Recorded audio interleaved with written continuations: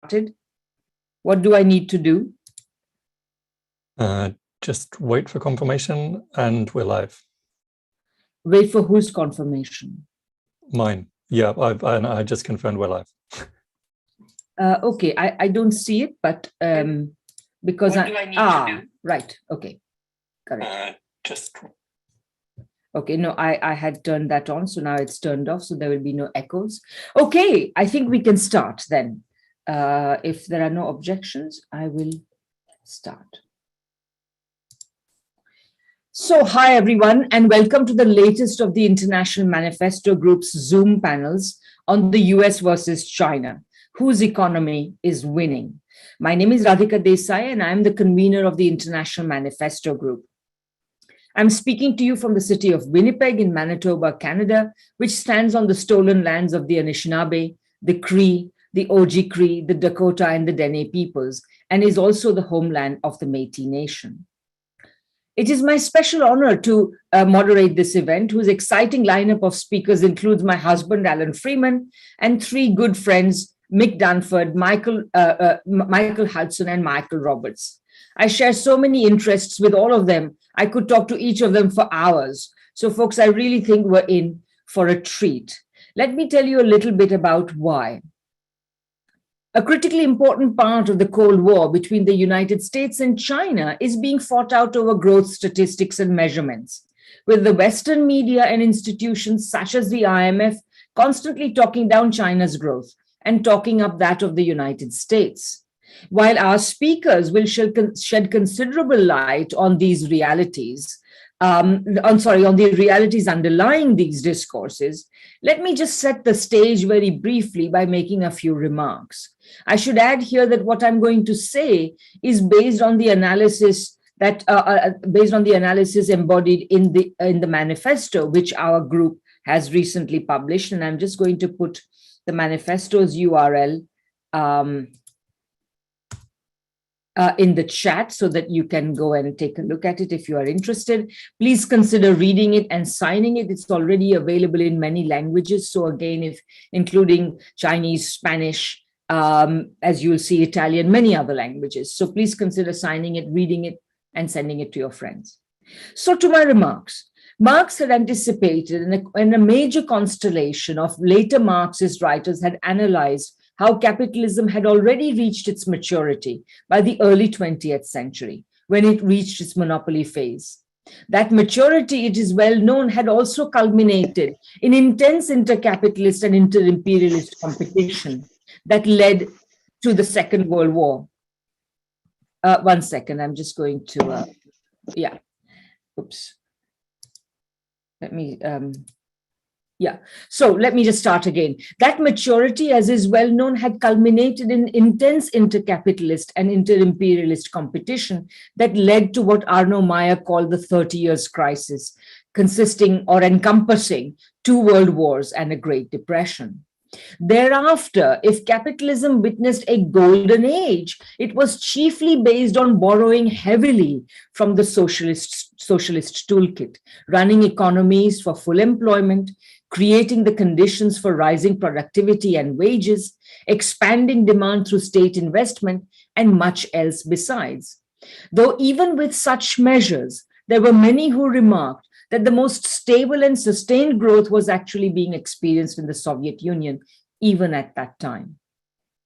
When, being what it was, that is crisis-prone capitalism, the underlying capitalist system nevertheless ran into a complex crisis of falling productivity growth, wage and commodity price pressures, falling profits and investment, and saturated markets, the West faced 2 choices. The capitalist West faced 2 choices: affirm the truth of the successes of the Golden Age and deepen socialist measures and reforms, or follow the siren song of intellectuals and think tanks supported by major corporations and consider the golden age to be the wrong turn, and instead free capital from the constraints put on it by societies and states and working classes, in the belief that these were the problems, the constraint were the problems, and released from them, capitalism would recover its productive dynamic.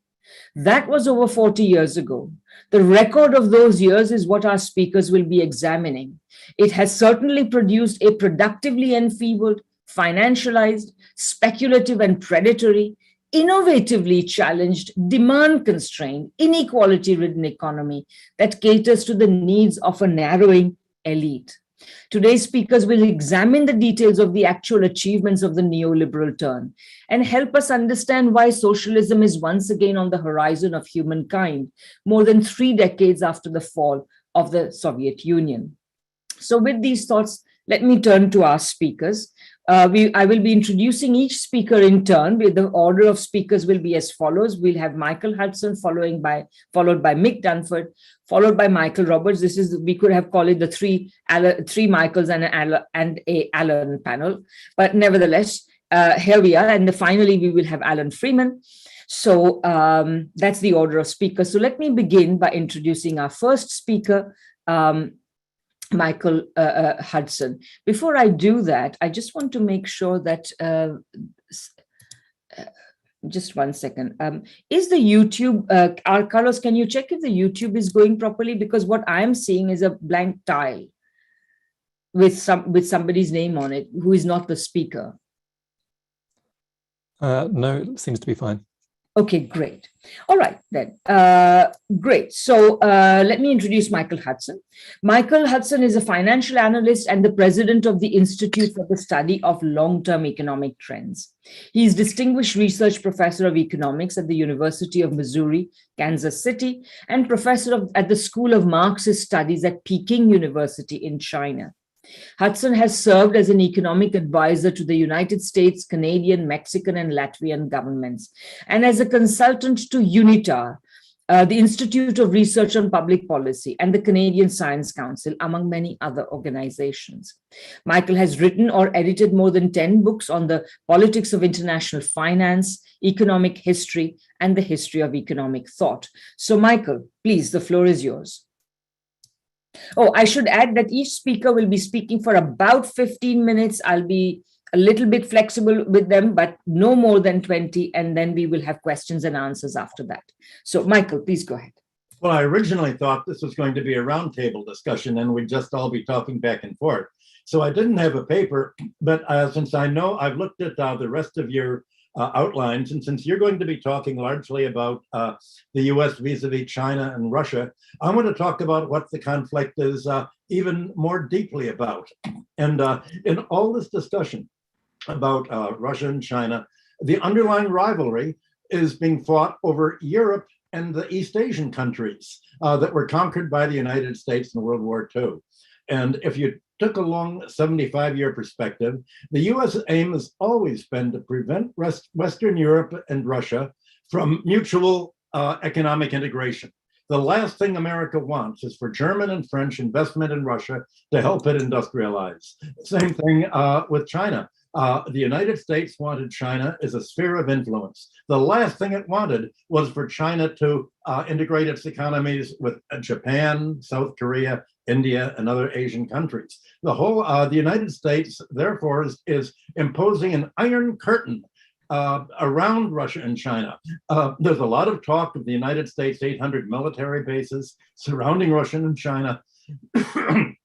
But what this has distracted attention from the economic sanctions and the Iron Curtain to say Western Europe and East Asia belong in the U.S. orbit, not that of Russia and China. And the U.S. diplomats have actually looked for some legal basis for this, and they have some archaeologists and anthropologists who've found the old map of Gondwana land a few 100 million years ago. The whole world used to be part of one continent all together before they began to separate. And what the U.S. Diplomats found is that Europe was really right next to Latin America, right next to the Caribbean. And so what they've come up with is a thought that the Monroe Doctrine really includes Europe, if you look at the long, big picture.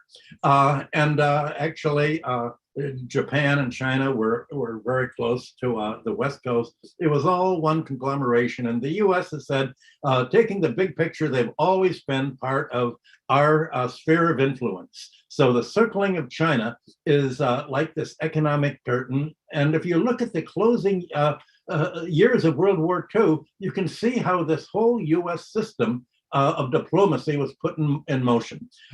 From the Lend-Lease loan in the beginning of the war to the British loan of 1944, the main US enemy has always been England. It's the aim of the British loan was to prevent England from using the sterling area to create demand for its exports. The United States insisted that the sterling area be untied to British purchases so that India and other colonies could spend the savings that they'd made during the war on raw materials to be spent on American exports and American grain. Once England was blocked from devaluing its currency. The aim was to prevent any industrialization on the part of England that could possibly rival that of the United States. And anyone who's ever bought a British car or motorcycle or other good knows that they fall apart and they're just utterly incompetent. The United States succeeded in its main rival, England, and then turned against the rest of Europe. France, Germany basically followed England into the World Bank and the International Monetary Fund that served as arms of US diplomacy. So the US strives to keep it as a sphere of influence also were applied to Japan ever since the Plaza Accords. You can see how Japan was willing to commit financial suicide, basically, to flood the market with currency to support the Republican Party in 1988 to help reelect Reagan and Bush regime. And the result was the collapse of the bubble economy in 1990. The United States hoped to repeat all of this in Russia and China, especially after the Soviet Union declined, the whole idea broke up. The whole idea was to essentially treat it in the way that Senator John McCain idealized Russia, a gas station with atom bombs. The United States didn't want the atom bombs, but it did want the gas station. It privatized Russian raw materials, resources, oil, gas, nickel, and the plan was for these to be organized by the kleptocrats as stock markets. Russia was the world's leading stock market in the late 1995, 1996, made millions of dollars. And the plan was to buy out Russian oil, Yukos, with Michael Khodorkovsky. Essentially, America would end up owning Russia's raw materials, and Russia would be a gas station, but that gas station would be part of the US economy. That didn't happen. The last thing that America wanted was what Russia expected. Russia, under Gorbachev, said, okay, we're all unhappy with Stalinist planning. It didn't work. We're going to turn to the West. And instead, its hope was that of Germany and France, that they would integrate and that German investors, French companies would all set up plants and help replicate German, French, and modern industry, even US industry in Russia. Well, that's the last thing that the United States wanted, and the United States was pushing a neoliberal economic doctrine, which was short-term asset extraction. The US plan was to grab the natural resources, non-industrial assets, but not to industrialize the country at all. Well, the Clinton administration, also in the 1990s, had a kind of similar plan for China. The idea was for it to become another Japan. It would finance its growth by borrowing US dollars. It would organize its industry as a stock market. Like that of Russia, it would become a leading provider of financial gains for American investors, just like the stock market was a boon to US stock investors. US trade theory looked at China and other countries in a very simplistic way. It looked, every country has a natural advantage in either labor or capital, and China has a lot of labor, so therefore it's going to have an advantage in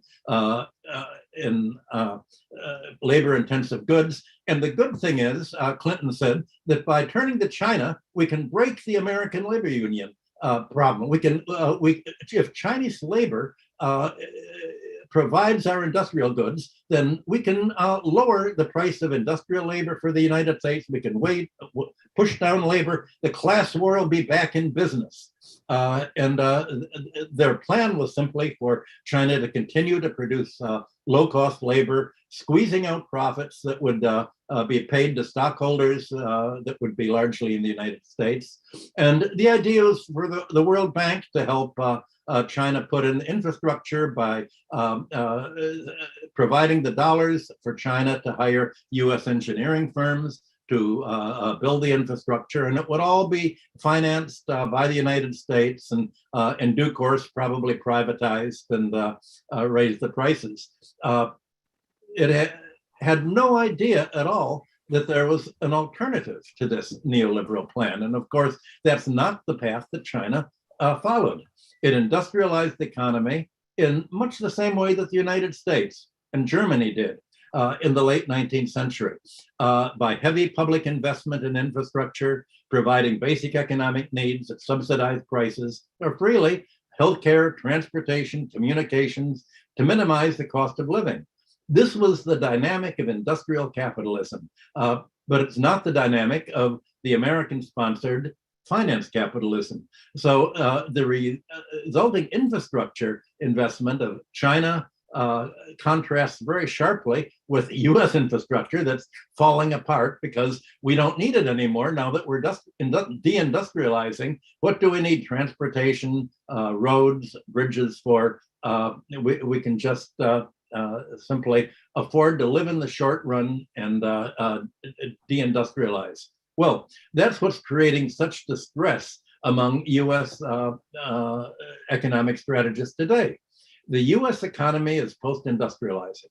It's deteriorating. That's the root. That's what makes its opposition to China so desperate. It's finding that China and maybe even Russia are pulling ahead. Russia has displaced America as the world's largest agricultural exporter and grain exporter. China has displaced America as the leading industrial trader. Now, the normal course of affairs, if you're coming from outer space, would be, okay, now that Russia and China are pulling ahead, and now that Russia still needs more industrialization to follow the China path, it should probably integrate with Germany, France, and other firms, just like China had foreign, largely US firms come in and have technology transfer. The US plan is to block any technology transfer between, we'll call it Eurasia, Russia and China, and the surrounding territories that are now part of the Caribbean, part of the American sphere of influence. So what is at stake in these recent fights with China is a conflict of economic systems between socialist industrial system of China and between finance capitalism living in the short run in the United States. Well, obviously, if you have a long-term perspective conflicting with a short-term perspective, the long-term perspective is always going to win, because you're looking at the world economy as an economic system. But if you're looking at the world economy like the American strategists do, is how to make financial gains in the short term, you'll be sacrificing the short term for the long term. And the United States senses this. It doesn't know what to do about it. All it can do is impose sanctions and an iron curtain. And by doing this, it's brought into being its great fear. The great fear from Kissinger on, already in the 1970s, we were all talking about it, was that China and Russia would get together and in a mass that would economically, industrially, and financially, and militarily dominate more power. The question is, how does a shrinking economy like the United States, deindustrializing, behind in its military, it uses military as a kind of Keynesian giveaway. It's not a fighting military. It's a spending military and profit military, not ever intended to be on the battlefield, as you can see with the F-35 fighter that crashed while trying to land on the aircraft carrier the other day. So you have this competition, this not a competition, because it's we're talking about different economic systems, and the United States can't compete without industrializing. It can't compete financially. Its source of revenue, now that it's not supporting an economic surplus at home, how is it going to get it from abroad? It can't get it from the global south, because the global south already is using all of its export proceeds to pay the foreign debt. The foreign debt can't be paid, and the global south is now talking, in the wake of the coronavirus, writing down the debt. Well, the United States says, okay, write down the debts, include China's debt. But China says, wait a minute, we don't have any, we're not bondholders. We don't make financial investments in these countries. We make equity investments. We actually put in place physical collateral. Our debt is the physical plants that we're building. There are different economic philosophies that are in conflict, and that's what the press cannot recognize. It's what US diplomats can never acknowledge publicly, that there's a competition of economic systems, and the conflict is between neoliberal short-termism and industrial socialism, or as Rosa Luxemburg said, between socialism and barbarism. Thank you very much, Michael. That was perfectly timed, I have to say, ending bang at 15 minutes. So that's fantastic. Next, and thank you for those very, very, I think, thought-provoking remarks. So I think you sort of set the stage by talking about the big picture. Our next speaker is Professor Mick Dunford. Mick is Emeritus Professor at the University of Sussex in England and visiting professor at the Chinese Academy of Sciences. Mick also is managing editor of the important geography journal, Area Development and Policy. So Mick, please go ahead.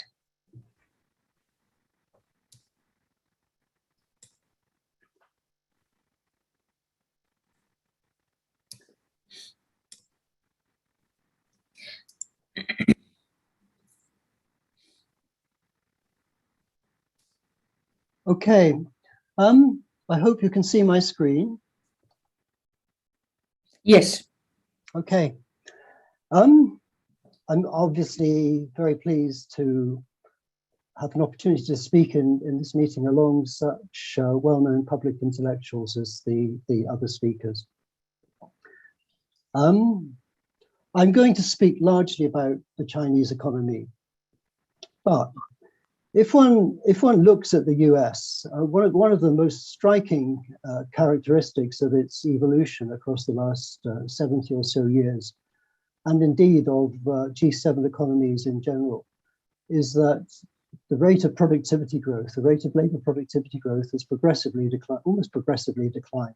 The cyclical movements are basically a long-term downward trend, which is indicative of extremely weak and deteriorating economic performance.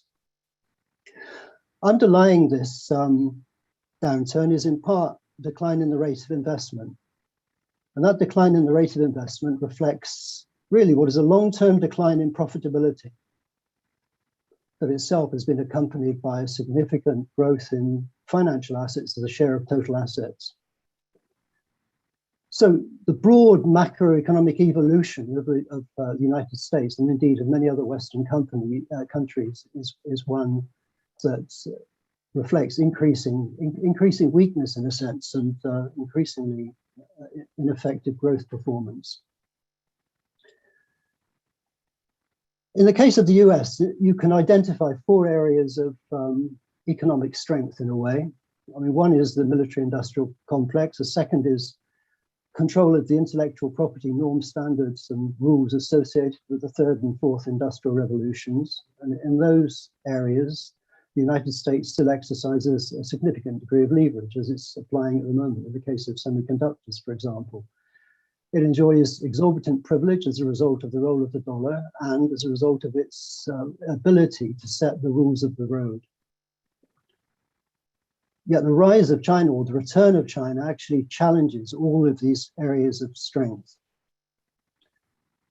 And China, for example, talks about the problem of a deficit of peace and is anxious to establish a world of peaceful coexistence, which in many ways challenges the role of the US military and industrial complex. China will almost certainly play a major role in setting intellectual property standards and in the next industrial revolution.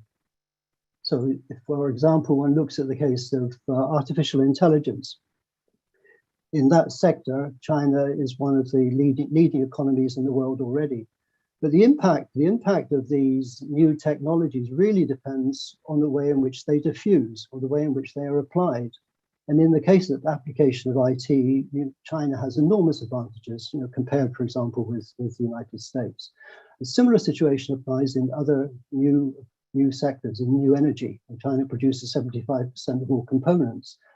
And China accounts for, in this year, probably 60% of all the electric vehicles, right, that are sold in the world.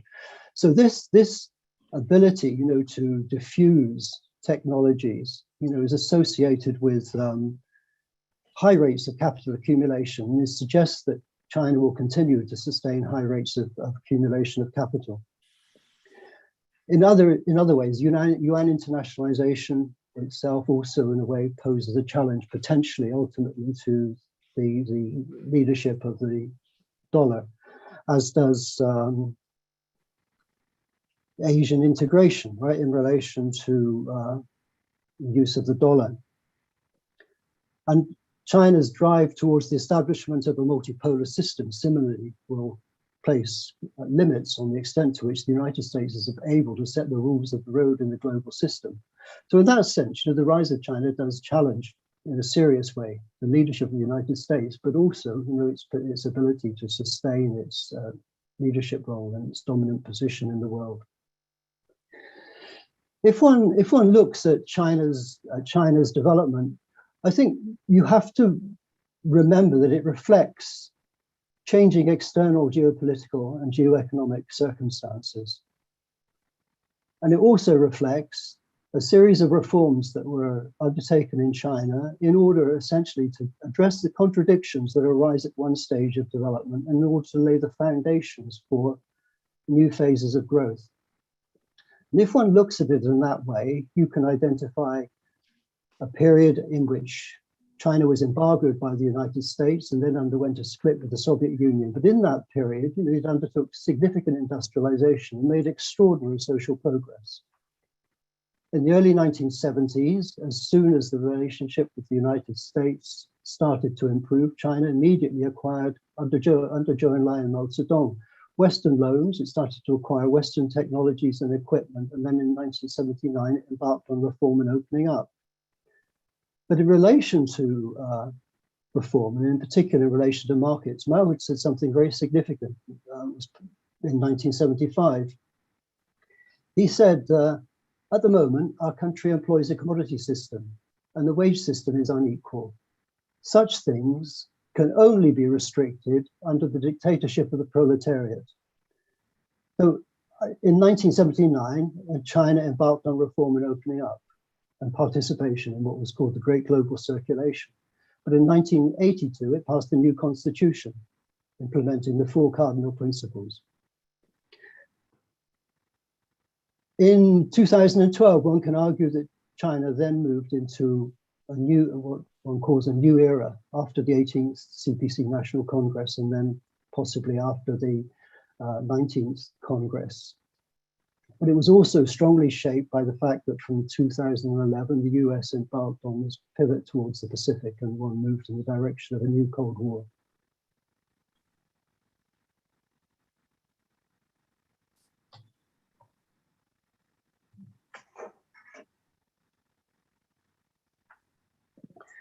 So I want to say first that China's reform and opening up, which was really a path of managed globalization, was in certain economic terms extraordinarily successful. The chart at the bottom depicts the rate of growth of China in the first 30 years up to 1980, and then from 1980 to 2020. And you can see that China grew at 6% per year in the first period. The rest of the world, excluding the Western world, grew also above the world average. But then from 1980 to 2020, China grew at 9% per year through that period on average. The rest of the world, excluding the West, grew less at a rate that was less than the world average. So you can see that while, in a sense, the rest of the developing world fell further behind, China made extraordinary economic progress. So in that sense, this process of managed globalization was extraordinarily effective. But it involved a model of development that involved specialization in dependent, labor-intensive, largely processing industries. These activities were highly profitable for multinational companies, but it was a path that differed quite significantly from the planned economy in which China chose its own industries that it thought at that stage had significant potential. It was also the case that in this period, China initially accumulated large trade surpluses and of course was a recipient of large inward investment, but it also accumulated huge reserves. So these dollar earnings were largely invested in US Treasury bills that yielded extremely low rates of return for China, in part because it was not really allowed to purchase the kind of plant and equipment that it might have wanted to develop its own industrial capabilities.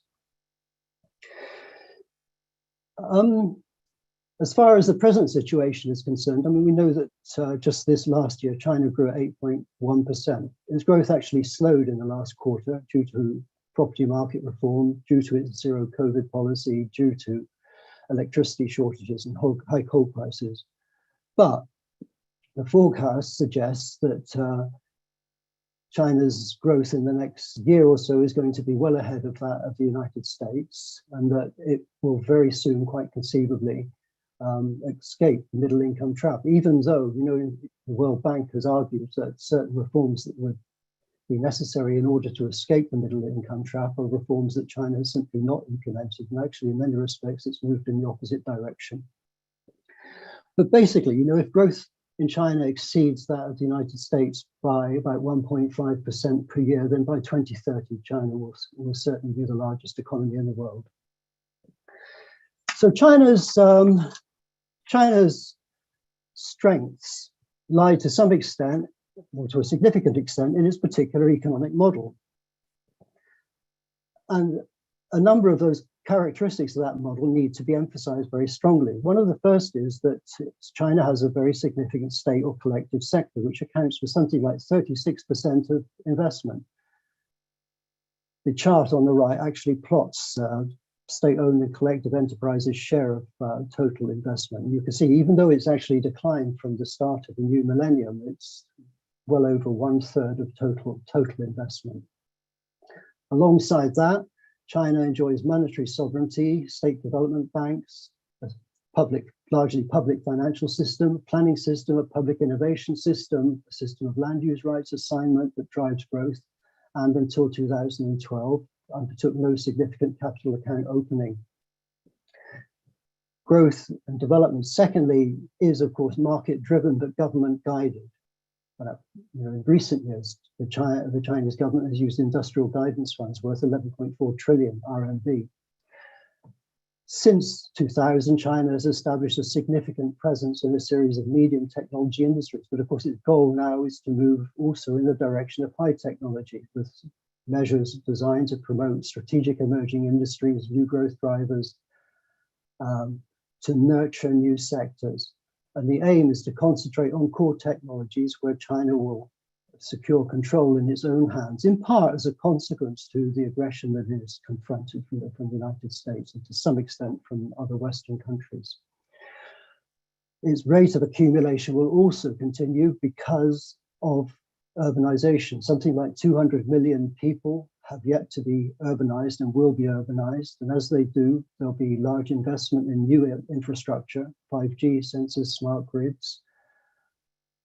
And there will also be programs of rural vitalization, rural-urban integration, which are closely related to a new strategy of dual circulation. So there is a series of factors which suggest that China's rate of accumulation and growth will continue to be relatively fast. These policies of marketization,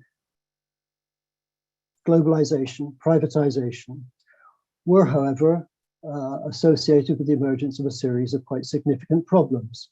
You know, one was a very strong increase in rural, urban, regional, and social inequalities, which are plotted in the charts on the right.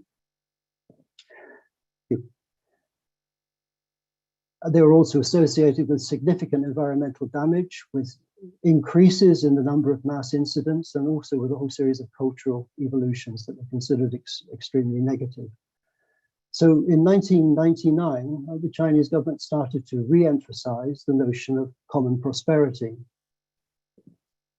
And it undertook a series of major counter-cyclical debt-funded investment projects that drive growth.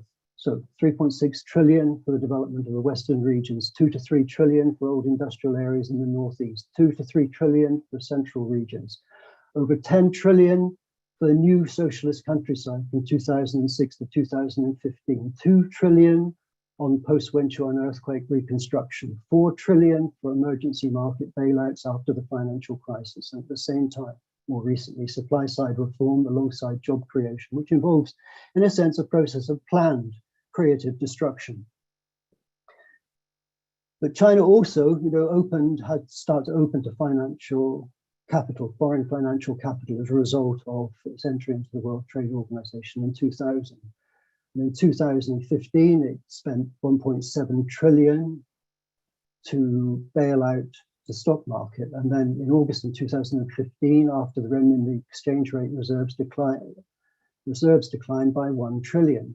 And at least 500 billion of that was associated with protection of the exchange rate. And after that, quite much stricter foreign exchange and foreign investment, outgoing foreign investment controls were established. So you can see that, what I've emphasized is that China made absolutely extraordinary progress. A progress that is really unprecedented in history as a result of reform after reform and opening up, but it generated a series of problems. These capital investments in Western regions, in central China, played a significant role in starting to reverse the regional inequalities by 2010. And similarly, the rural-urban inequalities started to diminish after the end of the first decade of the new millennium. Then in December 2020, Xi Jinping called for a curbing of the disorderly expansion of capital. He called for a strengthening, basically, of domestic demand, for a move in the direction of ecological civilization. On August the 29th, 2021, Guangman Li Ice Point commentary, it was entitled "Everyone Can See the Critical Changes Taking Place," was republished in state-owned media, and it said, "The market will no longer become a paradise for capitalists to get rich overnight. The cultural market will no longer be a paradise for effeminate stars, and news and public opinion will no longer be in a position of worshipping Western culture." Recently has been accompanied by a crackdown on the tech sector, on the platform economy and other monopolies, on real estate, on the financial capital, on owners seeking to get rich by going public on foreign stock markets, and on wealthy elites. Housing and education, it was said, had been hijacked by capital. So the costs of education and health have exploded. They've created three mountains, right, whose rising of costs and declining affordability crowd out other types of household expenditure and limit the development of dual circulation, nationally discourage Chinese people from raising children. So these issues are leading to reform primary, secondary, and tertiary income distribution system, and trying to establish income streams through multiple channels, establish high quality employment, lifelong education, collective wage bargaining, and increased labor compensation. Alongside that, China has embarked on this strategy of going out, which of course in part involves a different use of its foreign exchange reserves. It's involved in inward FDI, but also now significantly in outward FDI from about 1999. After the financial crisis, it's been involved in currency swaps, particularly in East Asia. In 2013, established the Belt and Road Initiative, established the New Development Bank, the Asian Infrastructure Bank, and so on. And China has engaged in a significant extent in international lending. The charts on the right actually depict the growth of Chinese lending to different parts of the world. So if I just try to come to some conclusions, what I've in a sense indicated is the deteriorating performance of the United States and indeed of Western economies, reflecting underlying trends in profitability. And then I've argued that China is quite likely to play a significant role in relation to the technologies of the Industrial Revolution, and that for a variety of reasons, one can envisage continuing high rates of capital accumulation. So, as Gunther Frank and Giovanni Arrighi argued, the unipolar system of Western hegemony is in decline. Asian preeminence up to the voyages of Zheng He will return in the shape of a polycentric order in which emerging countries help shape global rules. This is Renlei Gongtong Ti, a community of common destiny for mankind. Second, the liberal capitalist system, it seems, cannot address core contemporary governance and economic challenges, and its international legitimacy has declined in the face of the challenge of civilization states. Neoliberalism and neoliberal globalization have run their course, eliciting deglobalization and a reassertion of sovereignty. And at the same time, one can see the beginnings of a new path of inclusive South-South globalization and regionalization, of which RCEP is an example. A new technological revolution is approaching, and it is capable of dealing with global challenges, but exploiting its potential requires coordinated action. China itself will embark on a path of common prosperity. It will ensure continued accumulation and growth for some time to come and lay the foundations for a new phase of common development. Okay. Thank you. Thanks so much, Mick. That was really great and so informative. It always amazes me how well you know both the Chinese economy and the discourses that drive its direction and so on. So thanks very much. The discourses, the policies, etc. Before we go to our next two speakers, I just wanted to say that we will have, after the speakers are done, a question and answer session. And depending on how many questions there are, we will either take them singly or we will group them into 2 or 3. So please prepare your questions and please be ready to raise your hands, and I will call on you in the rough order in which I see your hands up. So, okay, so let's go to our third speaker now. Michael Roberts is, I think, very well known to lots and lots of people. He's, I would say, one of the star economist bloggers from the left. Michael has worked as an economist in the City of London for various financial institutions for over 40 years. In the heart of the beast, as he likes to say. He has written several books, including The Great Recession, a Marxist view, which was about the 2009 crisis, which I like to call anyway, the North Atlantic financial crisis, not the global financial crisis. The Long Depression, which was published in 2016. He jointly edited The World in Crisis in 2018. Marx 200 was an authored book in 2018, and Engels at 200 in 2020. He is joint author with Giovanni Carcedi, with Guglielmo Carcedi, of a forthcoming book to be published by Pluto Press called Capitalism in the 21st Century Through the Prism of Value. And as you know, his blog is called The Next Recession, thenextrecession.wordpress.com. So Michael, please go ahead. Well, thank you, Radhika. Good to be here. I'm going to make some similar sorts of comments that Mick has made before, overlapping, but also perhaps complementing and looking at some new angles on the differences between the Chinese and the US economy and what direction it's going.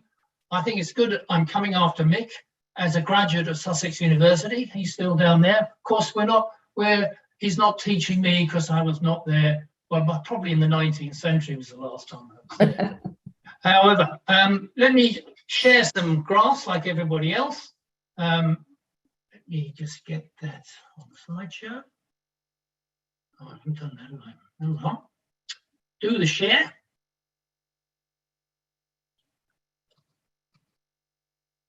There we go. All right. That's the title of our session in short. And let's start off. I'm going to give you a series of categories, economic categories, similar to Mick. His is much more comprehensive, but perhaps I've got some more other ones that we can look at and consider.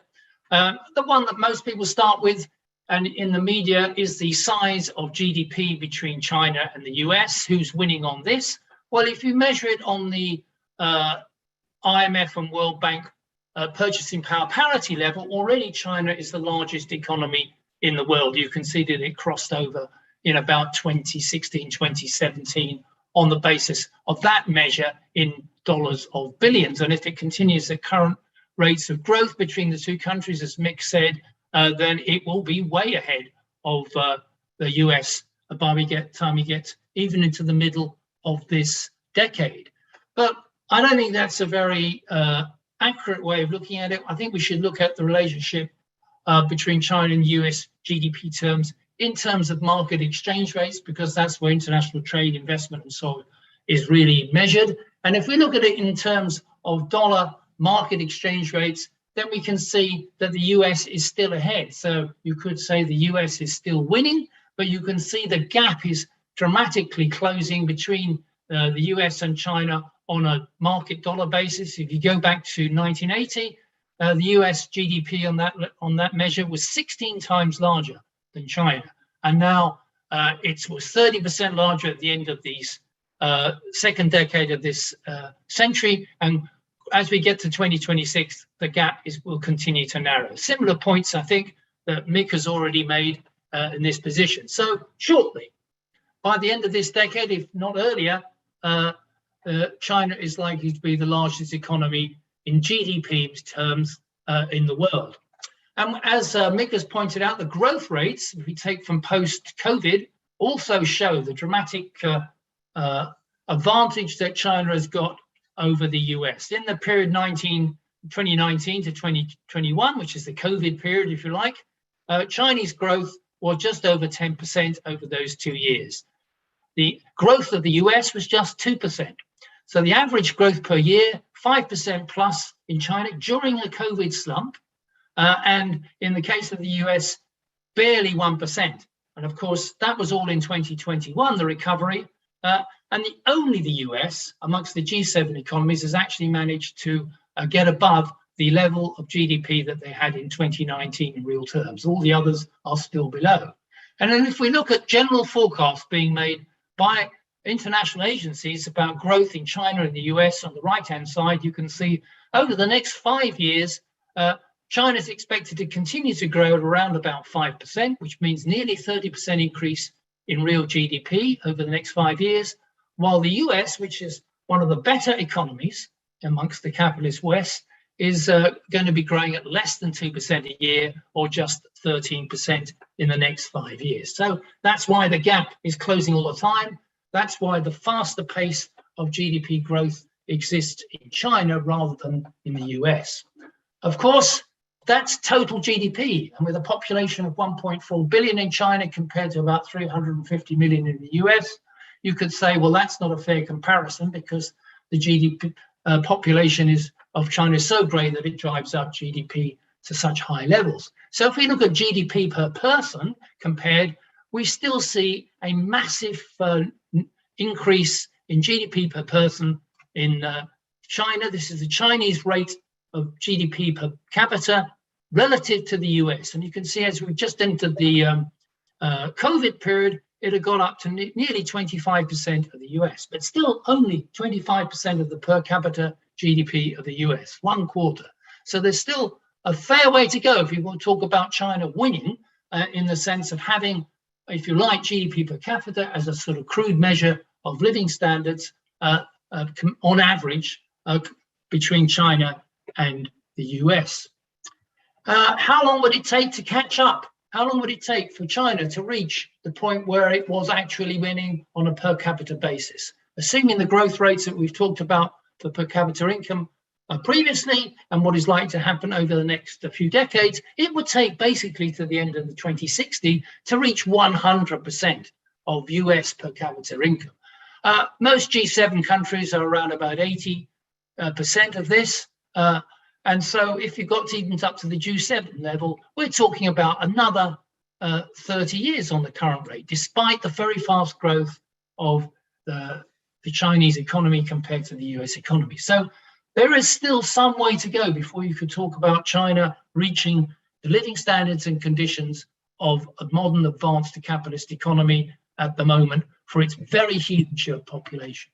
But there are other measures of what matters in the world for humanity rather than just GDP. One of the most important ones, it seems to me, for humanity is how long you live and life expectancy at birth. If you can see this orange line here is China's. Back in 1980, the average person born in China was likely to live just 45 years. That has been dramatically transformed to 75 years here as we before the beginning of COVID. What was happening in the US, that's the top line here. You can see that it was 70 years back in 1960, way, way higher than China's. But now in 2020, 2019, it's risen to just about 77 years. And in fact, if you look very closely, you can see there's been a decline in the last few years. During the last decade, life expectancy in the US is falling as a result of some of the things that Mick has mentioned and the inequities and changes that have taken place, rising inequality, rising very high poverty in capitalist economies in the US and so on, the extremes of income and wealth, and all the other health problems that exist in that US economy. So I like to look a bit wider. If we look at the World Bank's Human Development Index trends, which I think will offer us some useful guidance. The Human Development Index trends are measured at the bottom here. This is the World Bank's attempt at key dimensions of human development: a long and healthy life, being knowledgeable, having a decent standard of living. They index this in whatever mythical way you want to do, but let's just take their figures, even if you find them perhaps a little weird. But if we look at them, we can see that the US in 1990 scored 86.5, 0.865, compared to China really on just 0.5, a huge gap between those two economies. But by the time we get to just before COVID, the US is now on 0.926, so apparently human development has improved in the US in that period of 30 years, just by 7% on this index, while China has gone from 0.5 to 0.76. It's had a 50% plus increase in the Human Development Index as set by the World Bank. Nobody can compete with that movement upwards. And now China at 0.76 is higher than the world average, and it's not so far behind the position of the OECD countries. It's closing the gap with the OECD, which is on 0.9. It's way, way ahead of India, which it was fairly close to before, and it just overtaken nearly now Brazil and other countries which had much higher levels of human development back in 1990. So even on that measure, we can see a dramatic improvement and the gap closing for China across the world against other countries. What's going on? Let me get this right.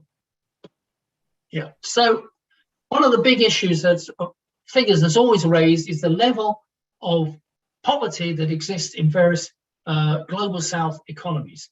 And as we know, anybody who's looked at the data or considered the media, even they have to admit it, there's been a dramatic reduction in the level of poverty in the Chinese economy amongst the Chinese population over the last 30 or 40 years. The World Bank has different poverty levels. I've chosen a slightly higher one than their ridiculously low $1.9 a day as a poverty level. If you take the level of $5.50 a day, still rather pathetically low, we can see that amongst emerging economies, China has only 30% of its population living at below $5.50 a day. Way, way lower than peer global south economies that I've listed here. That compares to just 2% in the US, but this level of $5.50, of course, is a very low level indeed when it comes to the advanced capitalist countries, so they don't really score on this poverty rate. But when you're looking at the situation, we estimated something between 900 million Chinese have moved out of the level of poverty as set by the World Bank during this period. Unprecedented in the history of humanity, I think, in that sense. But is it going to continue to close the gap with the United States and the advanced capitalist countries or not? If you look at these quotes on the left-hand side, this is what some important capitalist strategists claimed in the last decade. Robert Zoellick, former World Bank chief, said, as China leaders know, the country's current growth model is unsustainable. That's what he said in 2012. Here we are nearly 10 years later.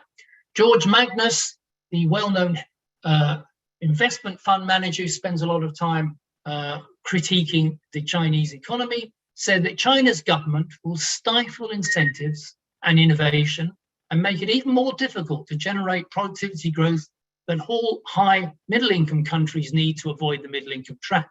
He said that in 2018. Mick Dunford has just shown us that actually it's about to leave the middle-income trap as set by the World Bank. Perhaps a more realistic position is to look at Arthur Kroeber, head of research at Geopolitical, which is in China. Is China fading? In a word, no. China's economy is in good shape, and policymakers are exploiting this strength to tackle structural issues like financial leverage, internet regulation, and the desire to make technology the driver of investment.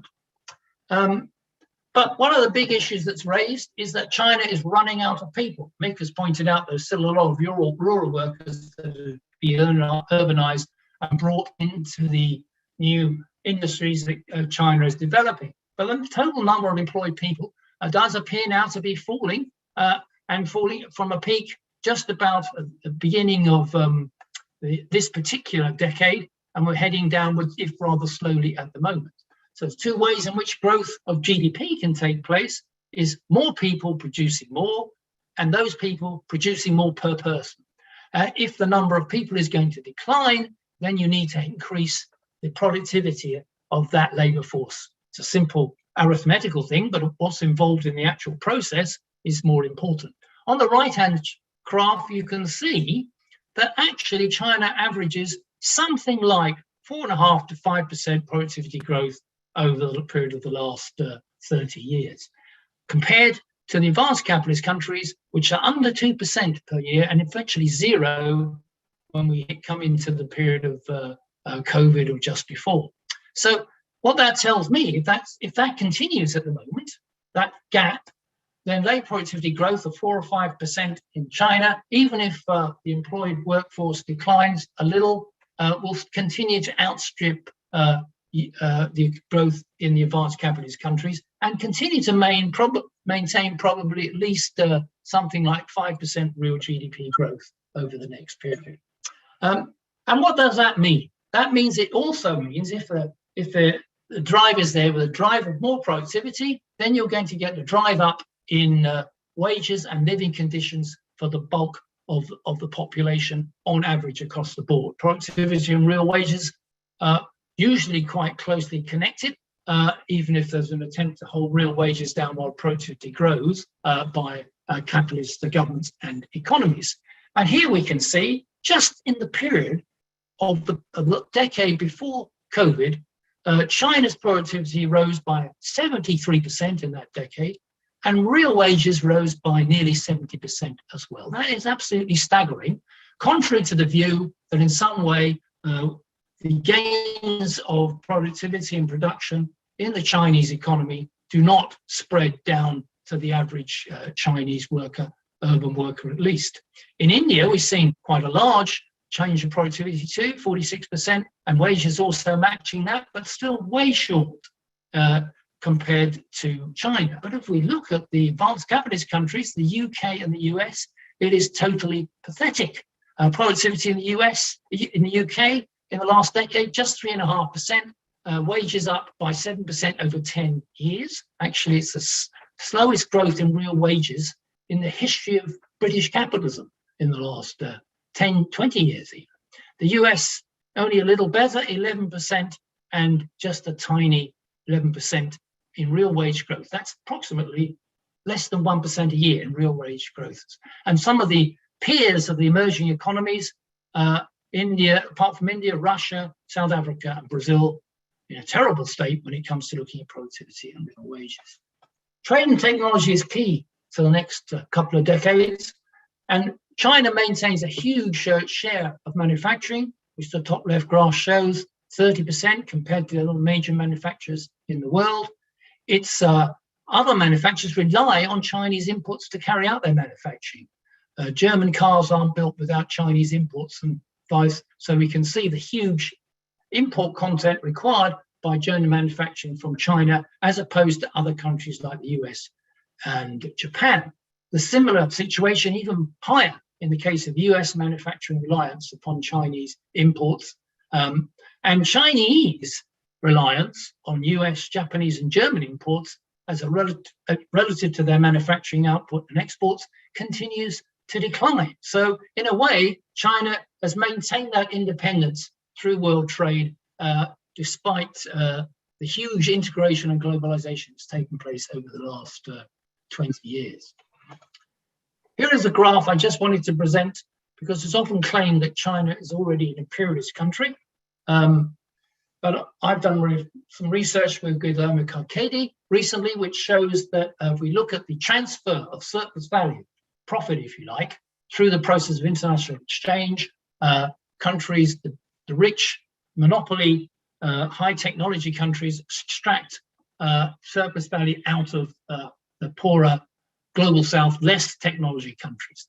In the case of China, which is obviously more technology developed than many other global south economies, nevertheless, because of the US and the other imperialist powers' monopoly position on technology and also on their position they try to control, they are extracting in surplus value in trade with China something like 5 to 10% a year of GDP out of the process of international trade between China and the advanced capitalist countries. That tells me that China is not the great imperialist exploiter that some claim, quite the opposite. It remains like many other global south economies facing the extraction and exploitation by the imperialist bloc. But having said that's economics data, what about other factors which affect China? They are, you can see, this is Tony Norfield's World Power Ranking to give us an idea of which countries are dominant in the world. Obviously, on his measure, the US is at 90, and that includes military spending, international banking, foreign assets, and control of the currencies, and of course, GDP. When we look at China's share is second, apparently, at 38, but most of that is due to GDP, its control of its own foreign assets, and its banking control, but it really doesn't have military power against the US. We know that the US military spending is greater than the whole of the rest of the world put together, its military spending. And that's where the US maintains its winning position on its ability to apply military force or the threat of military force, its ability to cut off financial assets and flows to countries, particularly the countries of the third world, if countries step out of line, as we're seeing in the current dispute in Ukraine.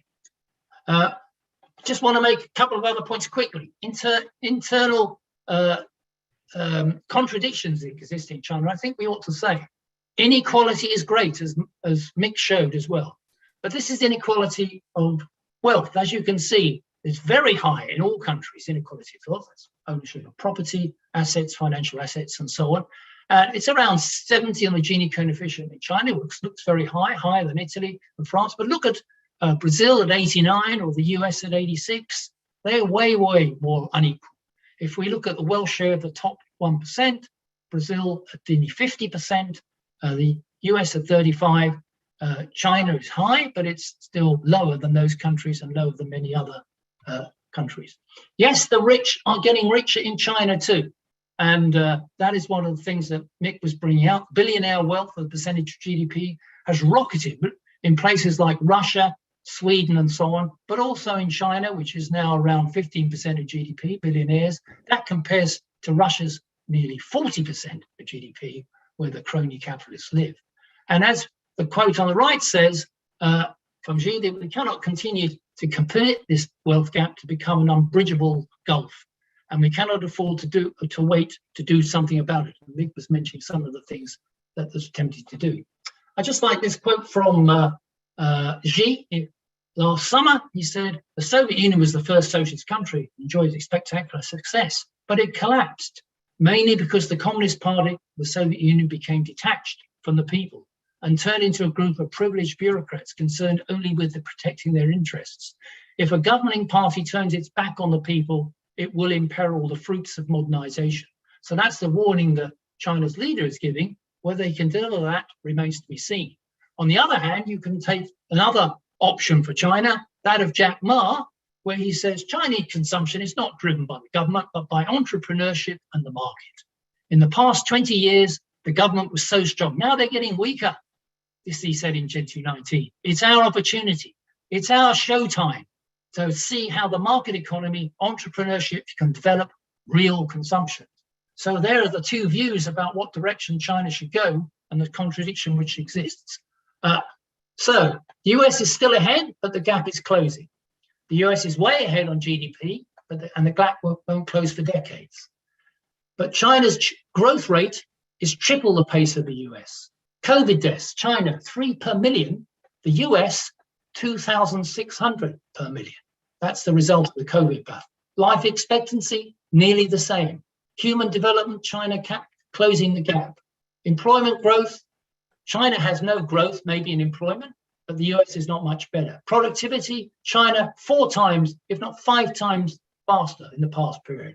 Wage growth, 7 times faster than US wage growth.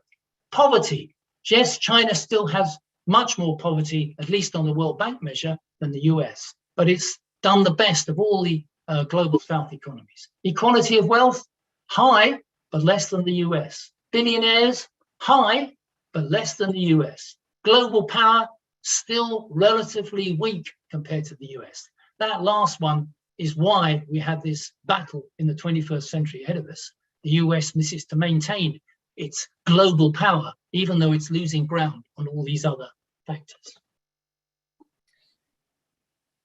Thank you so much, Michael. That was absolutely fascinating. And as I said to everyone, we were in for a treat, and I was not wrong, even though in some ways, Mick and Michael's presentations overlapped, Mick and Michael Roberts' presentations overlapped. We still learned a lot of very distinct things from each of them. Okay, so finally, we have our last speaker, Alan Freeman, co-directs the Geopolitical Economy Research Group with me. He was an economist at the Greater London Authority between 2000 and 2011, where he held the brief for creative industries and the living wage. Alan wrote The Ben Heresy, biography of a British politician, Tony Benn, and has co-edited 3 books on Marxist value theory. He is honorary life president of the UK-based Association for Heterodox Economics and a vice chair of the World Association for Political Economy. So, Alan, please go ahead. Just to check, can everybody see my screen share? Yes.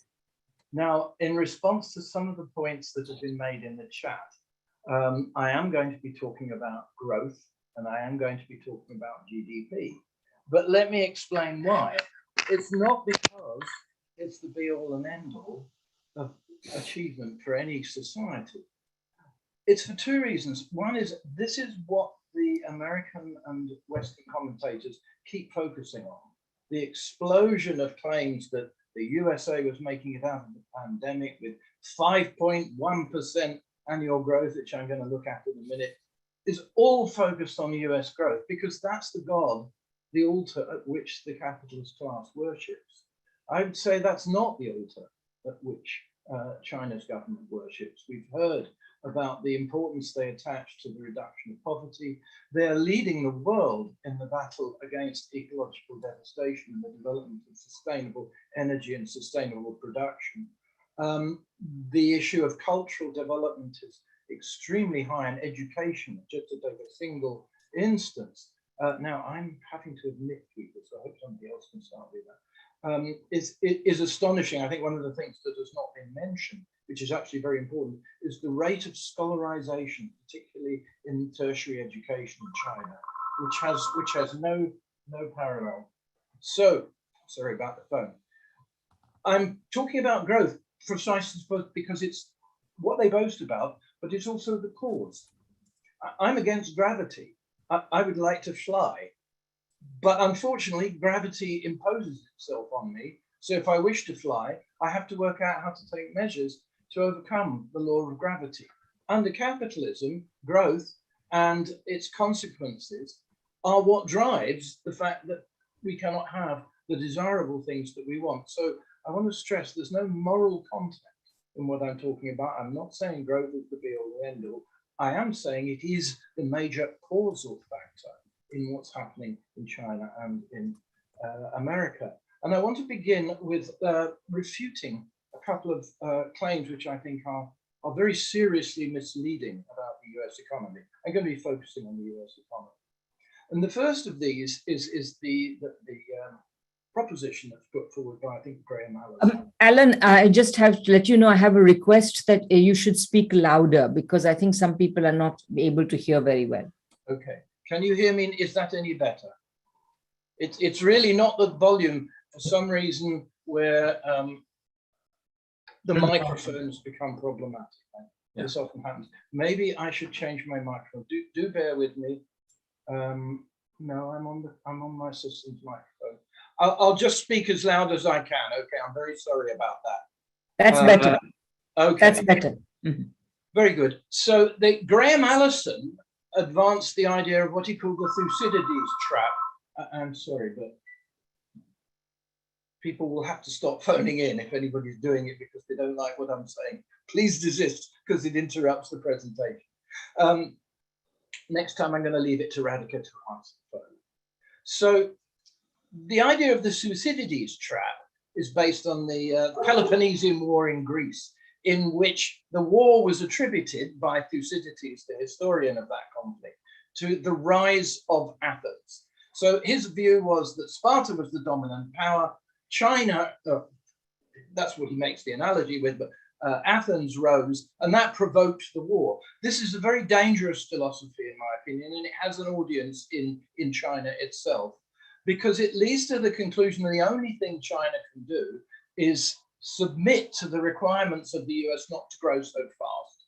It also leads to the very dangerous conclusion that war is inevitable, which I strongly believe is not the case. And one of the main things I'm going to be talking about is the specific role that war has played in the evolution of the US economy and why it is leading the US economy on a downhill path from which it cannot escape, and why a new world vision of how international peace and security can be secured is absolutely essential, in particular for figures with any influence in America's government. So I produced a chart in which I asked a very simple question. First of all, has the US share of world growth shrunk?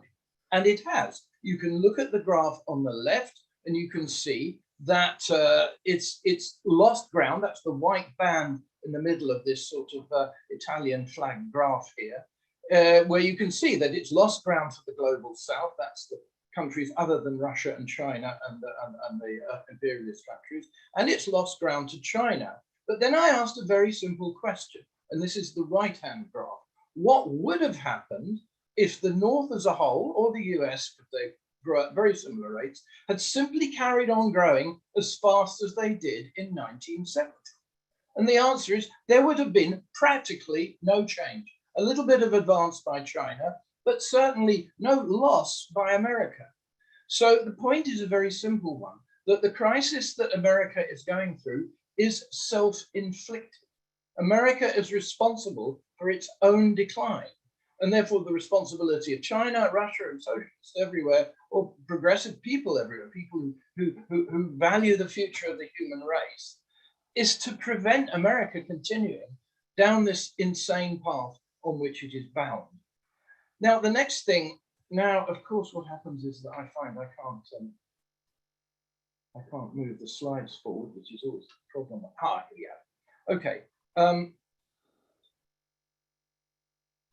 There's a lot that has been said about the spectacular recovery of the US economy in the last quarter of the pandemic. So I did something which any economic student of statistics should do, which is you look at the average over a reasonable period. It's always possible to take a period which makes you look good, which is what the commentators do, and trumpet that as being the reality. The period over which I usually take average is either 4 years, which is half the length of a typical recession, or 7 to 10 years, which is the length of a recession. This is the average rate of growth of the US economy over the past 4 years. And there are two things that you will see that I want to draw your attention to. The first is it's gone through a very long decline, which started in 1950, shows no signs of ending. And the second is, this is not a recovery. If you look at this red line, I don't know whether you can see my mouth or not, this is the last set of data released yesterday by the Bureau of Economic Analysis. The four-year average rate of growth is still below 2%, which is about where the US economy has been since 2008. And there's no sign of any general recovery in the behavior of the United States. And I felt this was so important that I was recalling a famous quotation. The mountains roared and produced a ridiculous mouse. So we now have a great roaring of mountains and a ridiculous mouse, which is this 1.8% average growth. And I looked it up, and it was actually a quotation which is attributed to Horace, the Roman lyricist. And I went back and I looked at his actual original. I was so incensed, I went back and looked at the original Latin, not something I do very often. And I found that it's extraordinary. Not only did he make this quote, but he's directly talking about the fact that people who are engaged in a previous war after a long gap are promising great things because of what they did in the war. And he says, after all this roaring, all you get is a ridiculous mouse. So on to this long decline. I think insufficient notice has been paid to the historic character of the decline of the USA. And I want to draw attention to the fact that this is shared by all countries of the global north, roughly the same bunch of robber baron countries that Lenin identified in 1907, which were then the imperialist countries, and which has hardly changed at all. It's also a very important historical fact. It's had perhaps the addition of South Korea, maybe Malaysia, maybe Singapore, certainly not Malaysia. That's it, okay? So the average growth of the North as a whole has declined systematically since 2019. This is the longest historical decline of capitalist nations in all of history. There have been these so-called Kondratiev waves, that in 1870 there was the Great Recession, which lasted maybe 20 years. The 1933 Great Recession lasted basically until 1942, as we'll show. America recovered from that through the war, not through the New Deal, another piece of mythology. But this has been going on for 70 years. There is no parallel in history for it.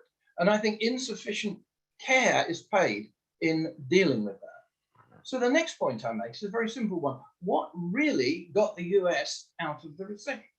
And here you see the share of government spending in US GDP. Now, what is particularly noticeable is this bump, which starts in about 1939 and ends in 1947. That was wartime spending. So the government, the great enemy of US business, actually rescued the US economy massively from the Great Recession. It was not the New Deal that did it, it was the war. And that, of course, shaped the entire structure of the US economy, which is still with us today. The next thing is, I've titled this sort of musingly, I'm still having to admit people, a very socialist war, named after the play some of you remember, A Very British Coup.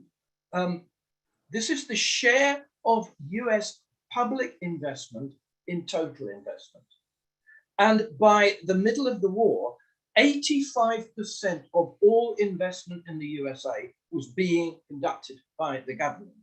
And if you add up, I haven't done it, but I'm sure if you do, add up the total amount of money that went into the US economy between 1939 and 1945, you'll find it's at least as much as the total of investment from the private sector in the next 30 years.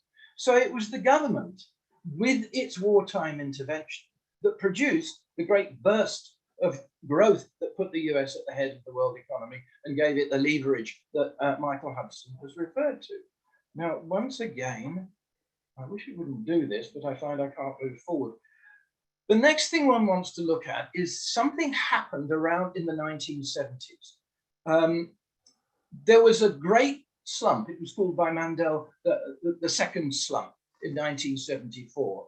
And at that point, as Radhika has said, basically advanced countries faced a binary choice. One was to go down the road suggested by the Brandt Commission, an attempt to develop the global south, expand the welfare state,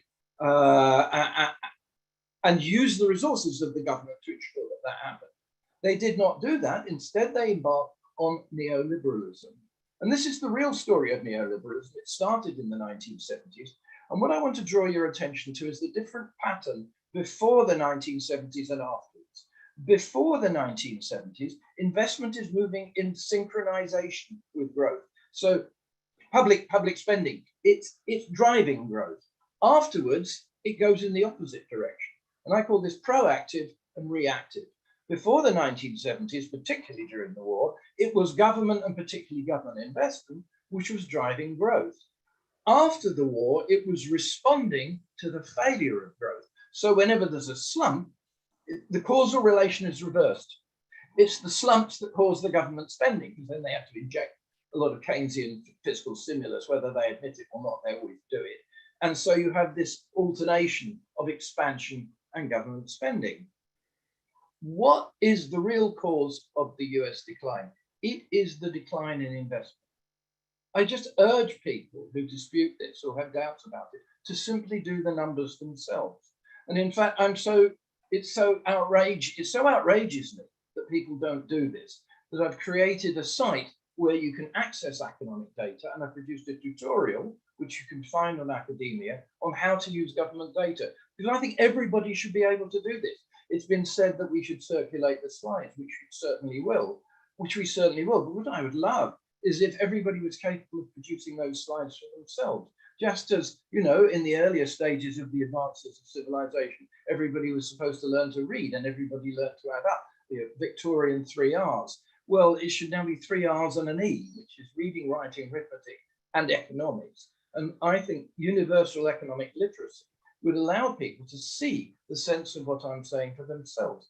But GDP growth is totally related to the share of investment in the economy for many reasons. First of all, it's a big chunk of spending. It's 27% of spending, between 21 and 27%. It's a big component of GDP itself. But secondly, it's only if you invest that productivity increases. And productivity, as was said, as Mick pointed out, and I think Michael Roberts pointed out as well, it is the driver of growth alongside the growth of the workforce itself, which is slowed in the cases of all the economies now under investigation.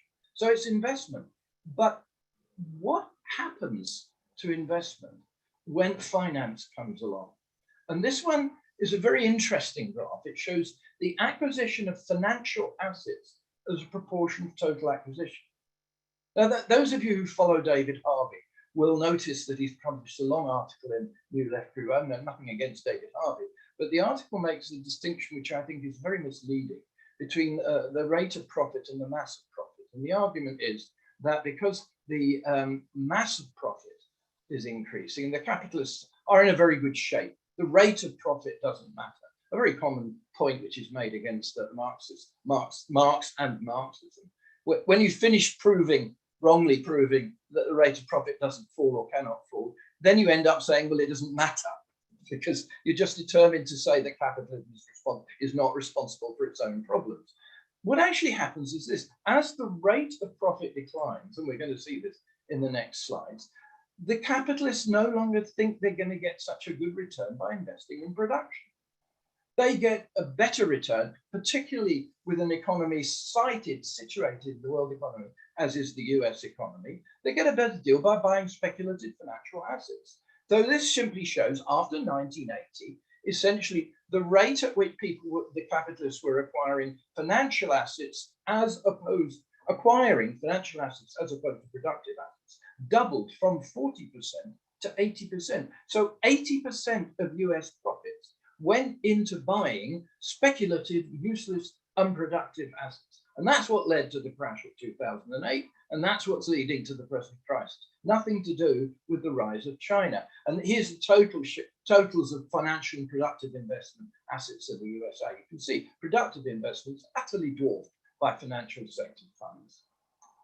This also has a big effect on the profit rate. And I'm going to put this in at this point because there's been a very long debate about the profit rate. And it's taken 3 stages.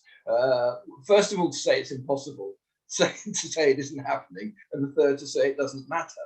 Well, it is possible. Marx was absolutely right. It is happening and it does matter.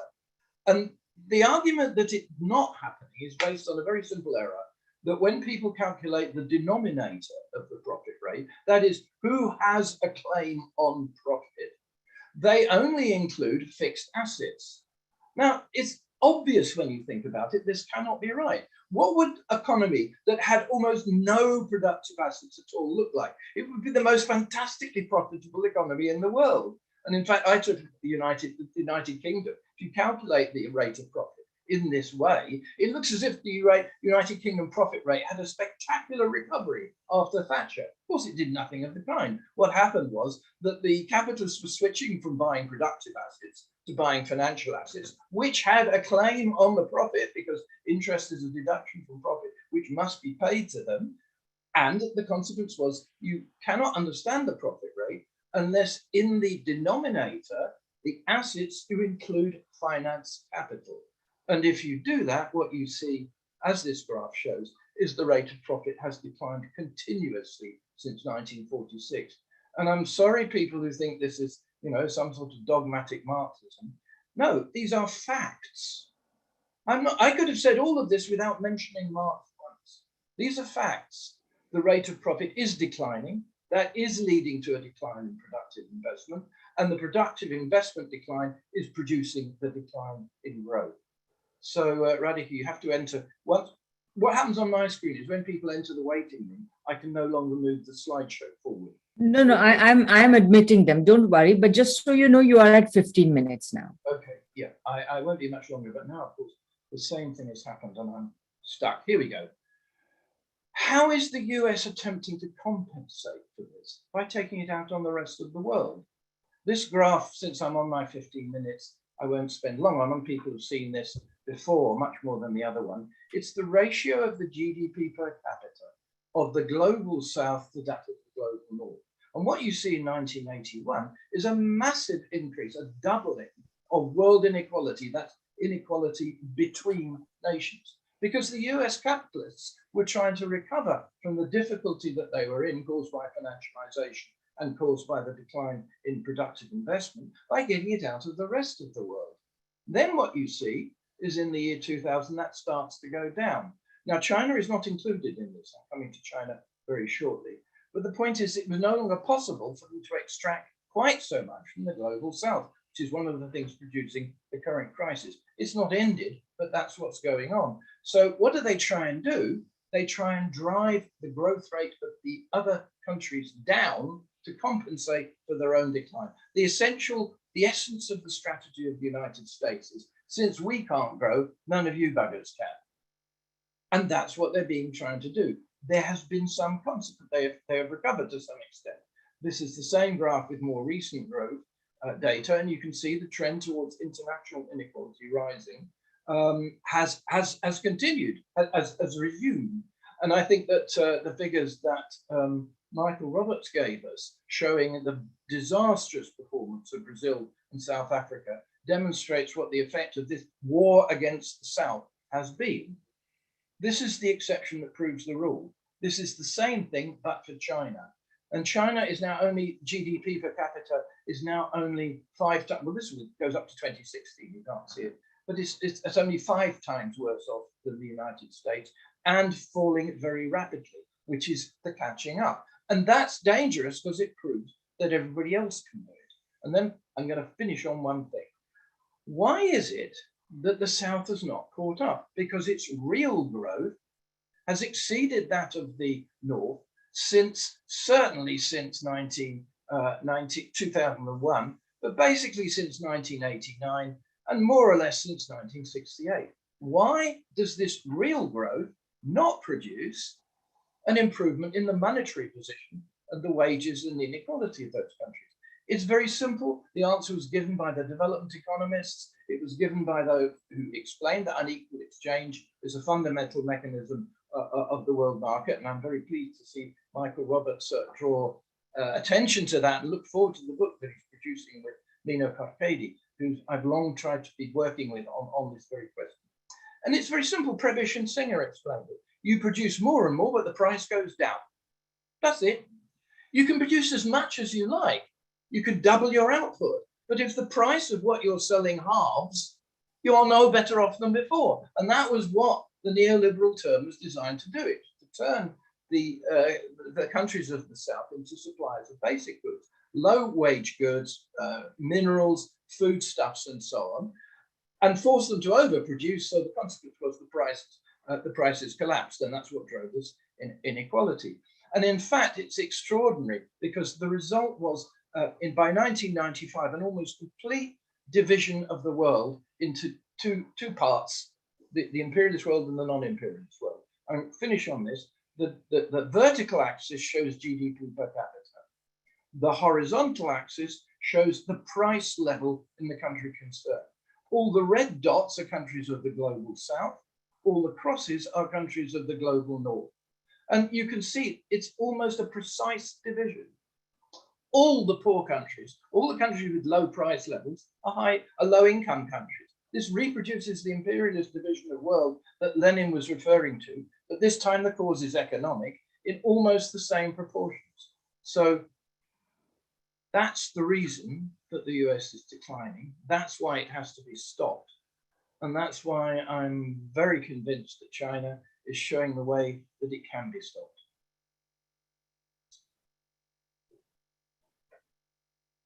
Thank you so much, Alan. I don't know about the rest of you, but my mind is absolutely buzzing with ideas and thoughts and questions and just really taking in all this wonderful analyses, all these wonderful analyses. And I think I would like to now invite questions. So those of you who would like to put questions, if you would please start raising your hands. And in the meantime, I would perhaps, I will just take some time to ask maybe all the panelists to do one thing, which is address each other's points as much as you wish to. And also, I'd like you to reflect on a few things. One is, you know, we are all dealing with statistics about American growth and so on. And I'd like all the speakers to reflect on the extent to which the growth in the United States, whether they think that growth in the United States is exaggerated by the fact that there is so much financial activity. And if so, by what extent? Roughly, obviously, you know, you may or may not have done statistics, but if not, at least give a rough indication of what that might be like. Because in that sense, I think that in many ways, particularly over the last dozen odd years and in the pandemic, so much of the efforts of the authorities has been directed towards securing the value of assets, or value of financial assets.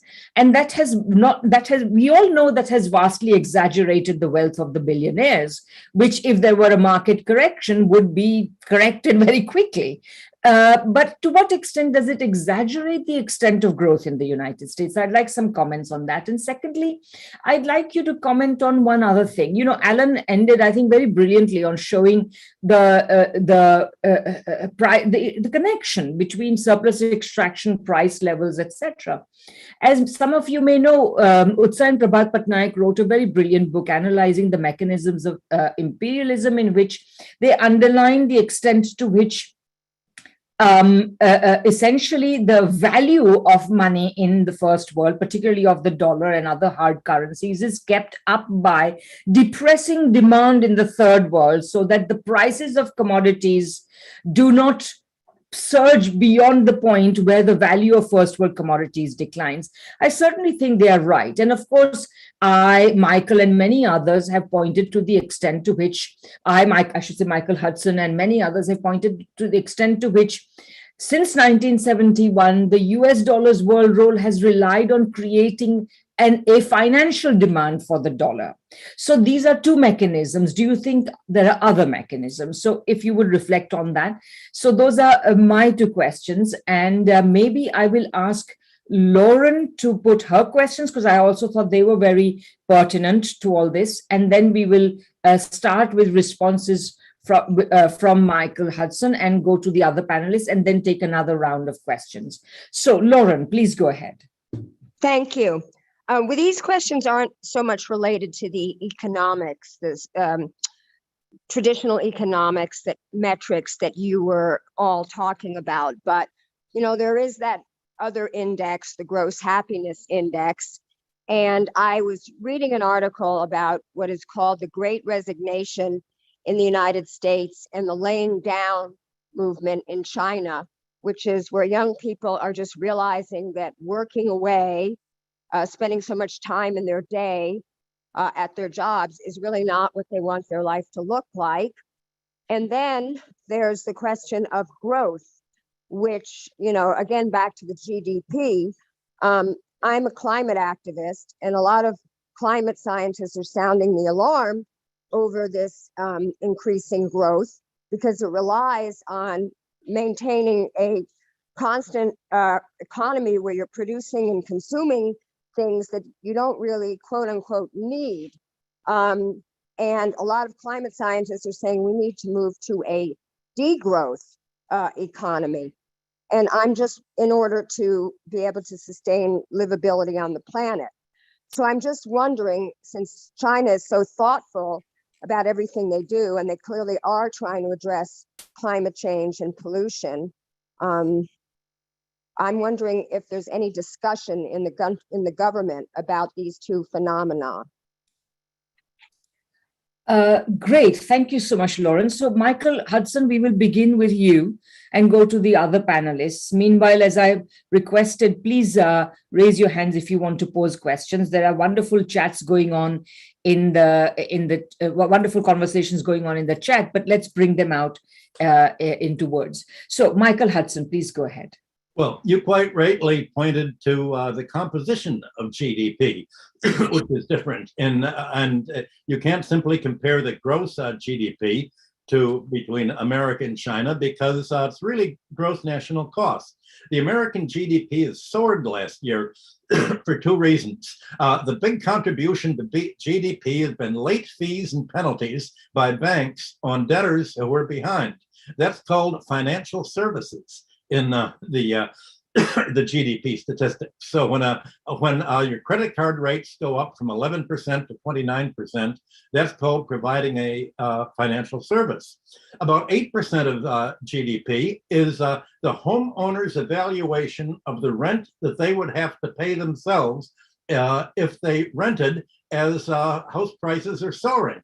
And there's because the upper 1% in America have made $1 trillion during the pandemic, they've been plowing this into buying property, outbidding owner occupants, and turning an owner-occupied economy into a rental economy. We're now going back to the British situation before the reforms of the 19th century. And finally, as Alan pointed out, the military spending. It's important to realize that if you're talking about gross national cost, Pentagon capitalism, as my colleague Seymour Melman called it, has a different dynamic from industrial capitalism. In China and other countries, the idea of producing something, you want to compete by minimizing the cost of production. But all of American contracts with the Pentagon are cost plus. The more it costs, the more you make, because you simply add a 10% charge onto it. That's why you get $5,000 toilet seats. That's why you get the F-35 plane that doesn't fit. A lot of this is what I call empty GDP. Now, it's very hard to go into it takes about a year to go through the GDP statistics, but almost all of the GDP apparent growth that Alan produced in the chart is really fictitious growth. And just as you have fictitious capital, all of these financial claims that really cannot be paid, you have fictitious GDP. So if you look at the real economic competitiveness, China looks even more on the correct road. I want to say a final thing about what Alan said about the Thucydides trap. It wasn't a rivalry between Athens and Sparta over who's going to have more trade, who's going to be richer. It was a fight between democracy and oligarchy. Sparta was the oligarchy. It won. It put a client oligarchy, the 30 tyrants, in charge of Athens and after 404 BC when it won, just like America put in its client oligarchy in Russia in the form of the kleptocrats. And the oligarchy won. And ultimately, when there was a fight back by Sparta to cancel the debts and redistribute the land, the oligarchic neighbors called in Rome that wiped out Athens, leveled the city, destroyed it, destroyed Corinth, destroyed everything, and brought on the Dark Age. That's the context for the U.S.-China Thucydides conflict. Thanks, Michael. You are reminding us that you are also a scholar of the classical era and ancient societies. So thank you very much. Okay, other panelists to respond to Lauren's question as well as anything I said. If you would, anyone wants to go? Do I have any of the panelists wanting to go at this point? Okay. Shall I? Yes, shall please, I make Michael. a comment about? Mick, go ahead. Yeah. Okay. Tang Ping, flying flat. It's a movement, isn't it, of young people who are seeking a more leisurely, less materialistic style of life, and whose aim is just to secure enough income to be able to live in a way in which they find satisfactory. But it's also associated with young people eschewing marriage and children, which is a serious issue, which is in fact quite common. I think the first thing one should say is that in part, this movement is a reaction to intense job competition in China. It's also a reaction to 996, working from 9 to 9, 6 days a week, which of course is being addressed in part through new labour laws. It's also a consequence of the very high cost of housing, and it's been associated with, to some extent, a rejection of some of the materialistic values that characterize China through the reform era. I think, it perhaps is one of the reasons for China's change of course. As far as the movement itself is concerned, it's very difficult to make any judgment about how large, how extensive it actually is. But clearly, it's in part a consequence of the characteristics of the previous phase of development. I think it's, in relation to it, one can say that some of these issues are being addressed. So the issue of work, the issue of labour compensation, the issue of housing costs. And there are very, very large public housing programs planned in order to start to address housing issues, for example. These reforms, would to some extent change the circumstances that have led to the emergence of this particular movement. But at the same time, I mean, I think China went from very, very high growth to much slower growth, and it's always argued that that choice of slower growth was actually a choice, because it was a choice that was associated with trying to find a higher quality path to development.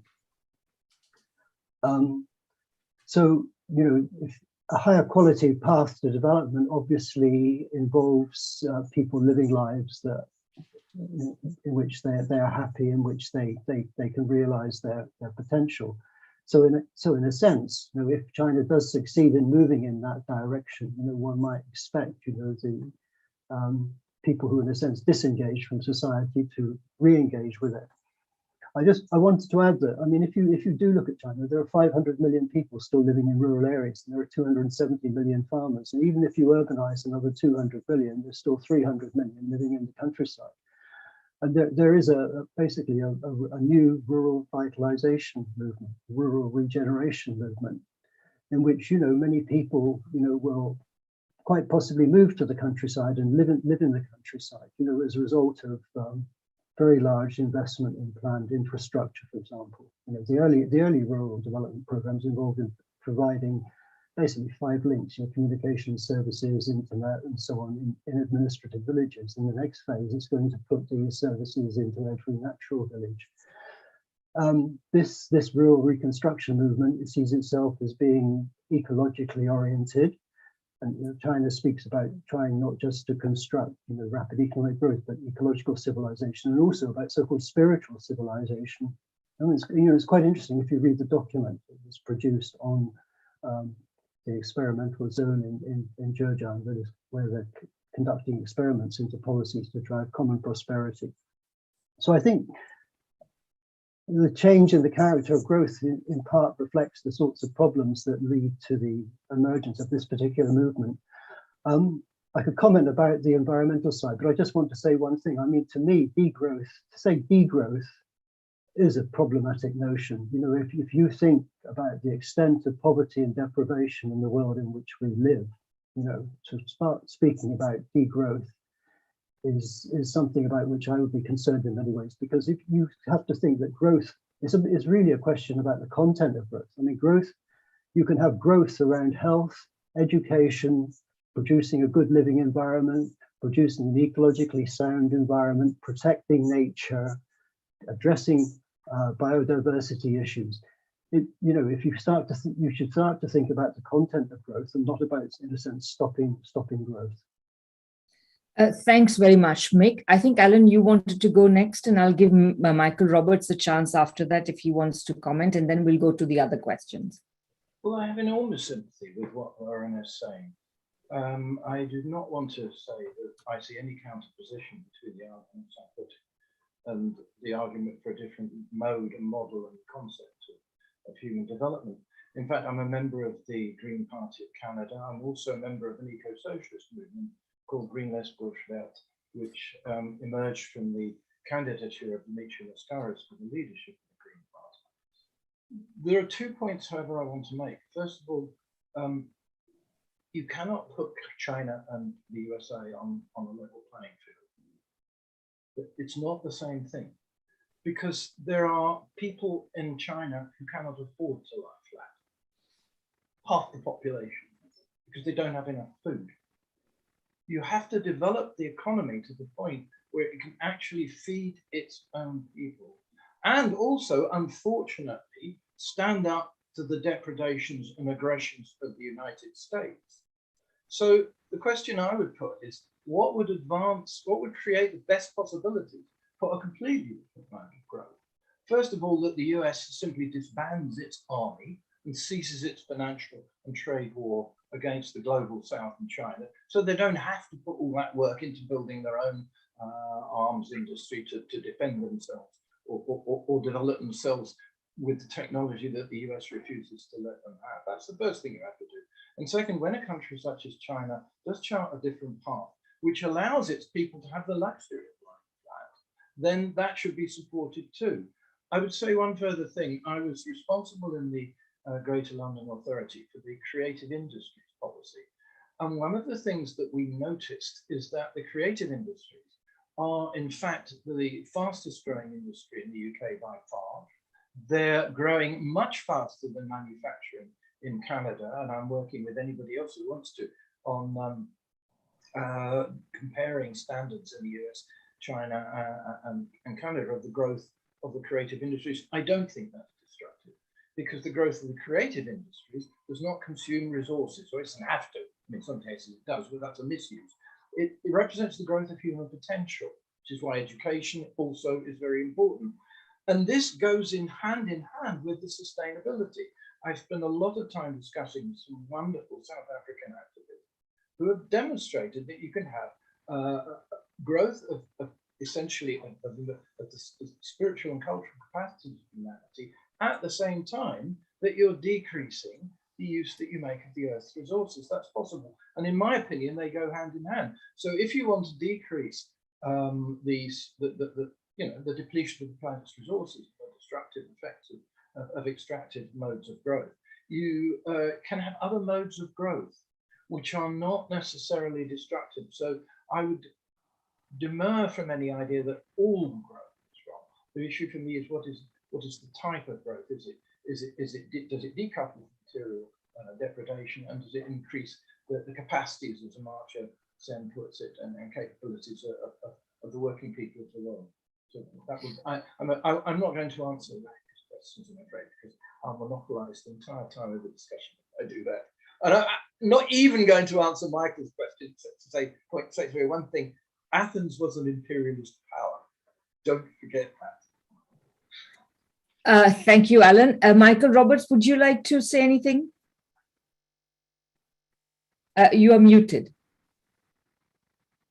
No, I think we should get on to some other questions. Otherwise, we are holding everything here. We've had one. Okay. All right, lovely. So I think we will take the next two questions and then send it back to the panelists. So Brian, please go ahead. Well said, Michael.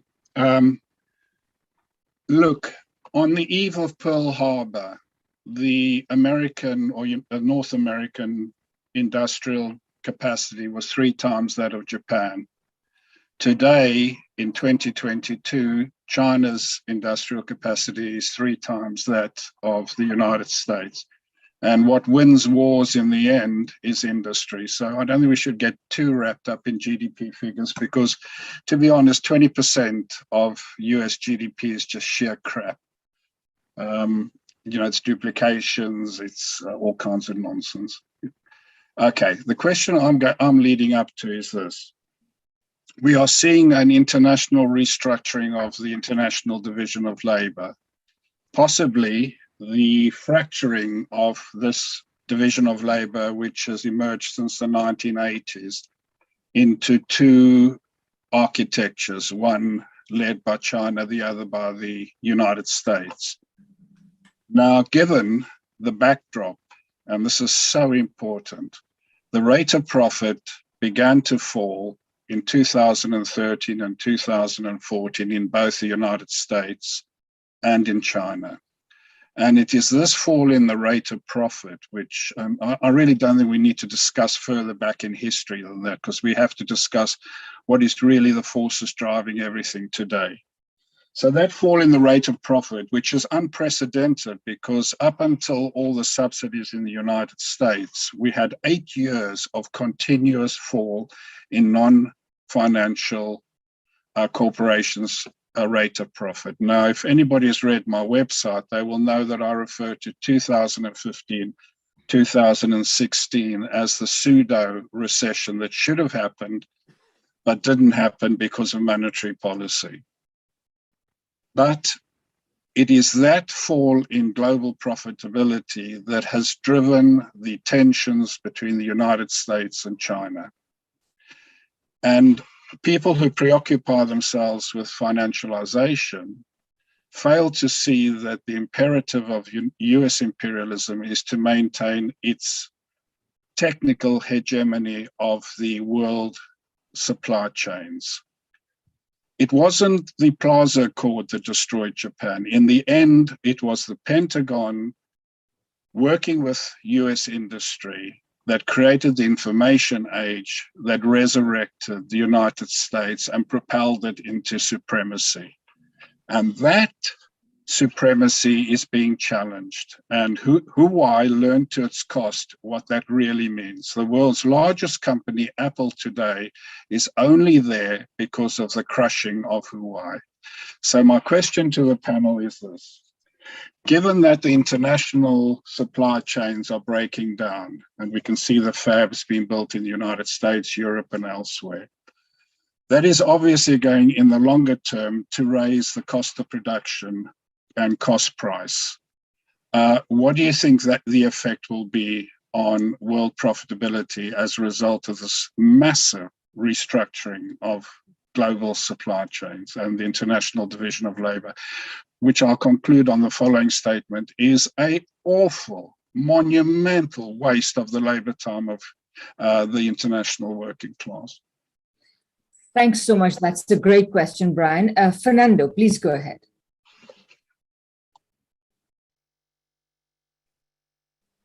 Well, I am just a little bit intrigued about something. I attended to, for the second time, an interview with the daughter of Chico Mendes. You know what Chico Mendes is, right? Ilsamar. You are referring to the environmental activist in the Amazon who lost his life back in the late 80s. Yeah, was assassinated. Now, she's an activist, and she gave a long interview. The second time I see that there was a different one, where she is talking about, of course, the devastation of the Amazon and also other parts of the world, which she sees that the danger, the basic issue is this issue of production, and we are talking about growth. And in fact, what she's saying, what you have to do is to change the system, the economic system. Because if the economic system doesn't change, and whether it is China or whether it's United States or whoever, the devastation of the earth is going to continue. And then she was giving very, very, what I found outstanding statistics about how this planet is collapsing everywhere ecologically. And we continue to talk about growth. So Alan says there are maybe other forms of how do you say, of growth. Well, maybe we could talk about that, because I think that the central issue here, besides all economic models, it doesn't matter to me what the statistics are there. What it matters is that if we continue with the same model of production and consuming and devastating the planet, which cannot take it anymore, then we're done anyway. It doesn't matter who wins. Thanks, Fernando. That's also really great. And overlap. Sorry, and that's what Laura was, I think, addressing too. You know, Lauren. Yeah, thank you. It's a key issue, really.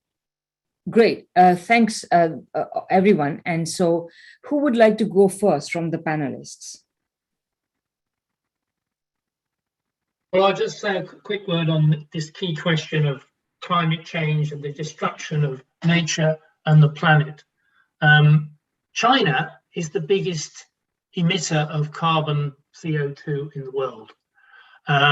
India is behind that. But of course, if we look at it per capita, they are quite low. Then the US and the advanced capitalist countries are way higher per capita. Somebody made the point to me, well, that's no good.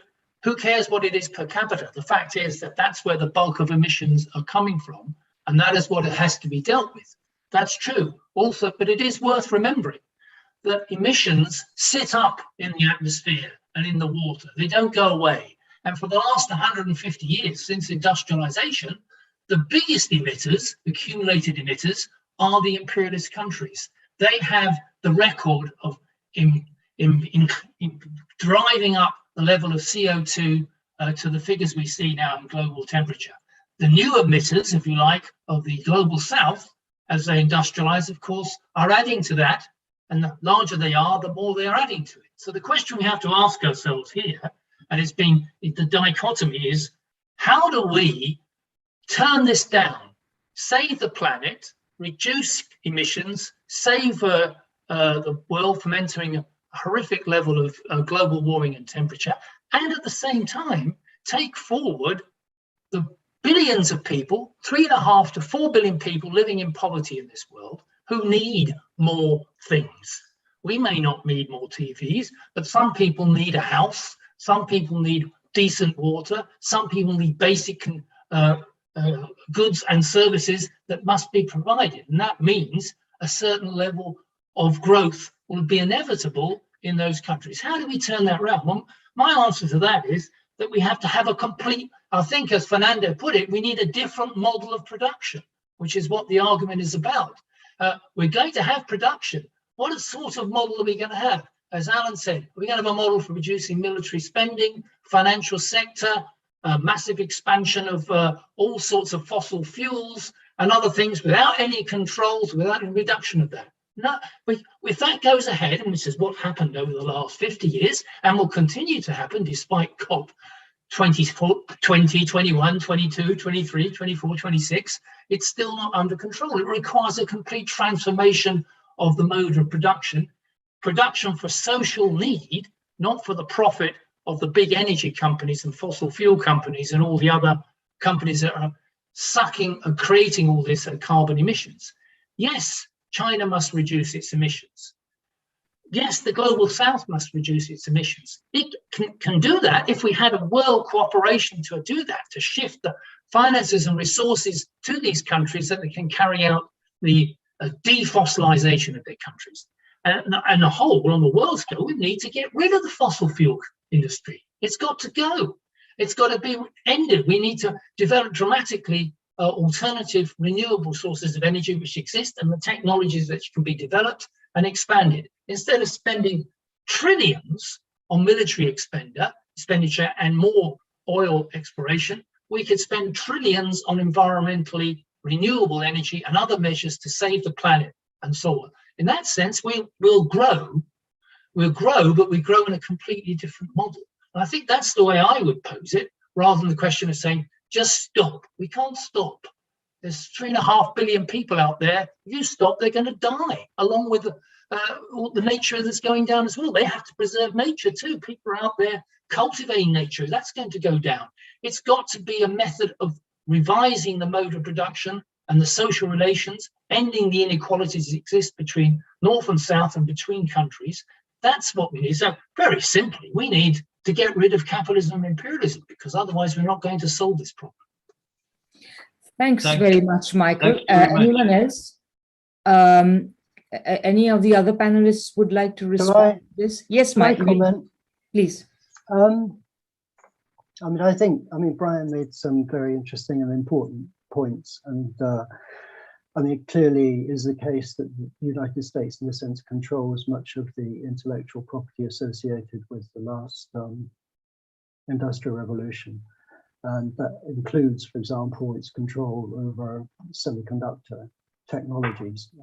As Brian pointed out, the United States is, in a sense, seeking to move much of capability in those sectors back into the United States, and it is using its leverage, as a core instrument in its attempt to prevent China from making technological progress. It is, however, a very risky course of action. In 2011, the United States had China removed from the International Space Station in order to prevent China from making progress in terms of space research. Since then, China has landed a rover on the dark side of the moon, it's landed a rover on Mars, and it has its own space station, manned space station. So if we come to this question of semiconductors, China is engaging present in massive support for the development of semiconductor industry, and it's quite likely that it's going to be able to produce integrated circuits of type domestically, of the type that are used in artificial intelligence, that are used in autonomous devices, and the kind of Internet of everything, if you like. So, China's aim is, in a sense, to end, its dependence on the United States. Now, that's a real problem for the United States, because although the United States wants to control the top end, it also produces other devices, and it needs markets for those devices. And the largest market is actually the Chinese market. So if it loses that market, then it loses revenue. The profitability of these enterprises becomes more questionable, and their ability to finance new research and development will be placed in question. So I think that what the United States is doing, by not refusing to collaborate, in a sense to use semiconductors in order to sanction China, is embarking on a course which may actually accelerate, its relative loss of position in those sectors. I mentioned that there's very strong emphasis upon the need in relation to this new industrial revolution for international collaboration. And that's in a sense what China calls for.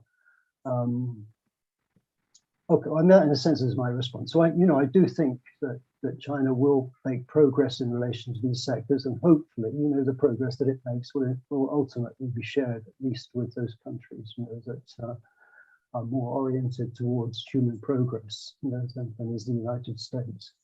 Mm-hmm.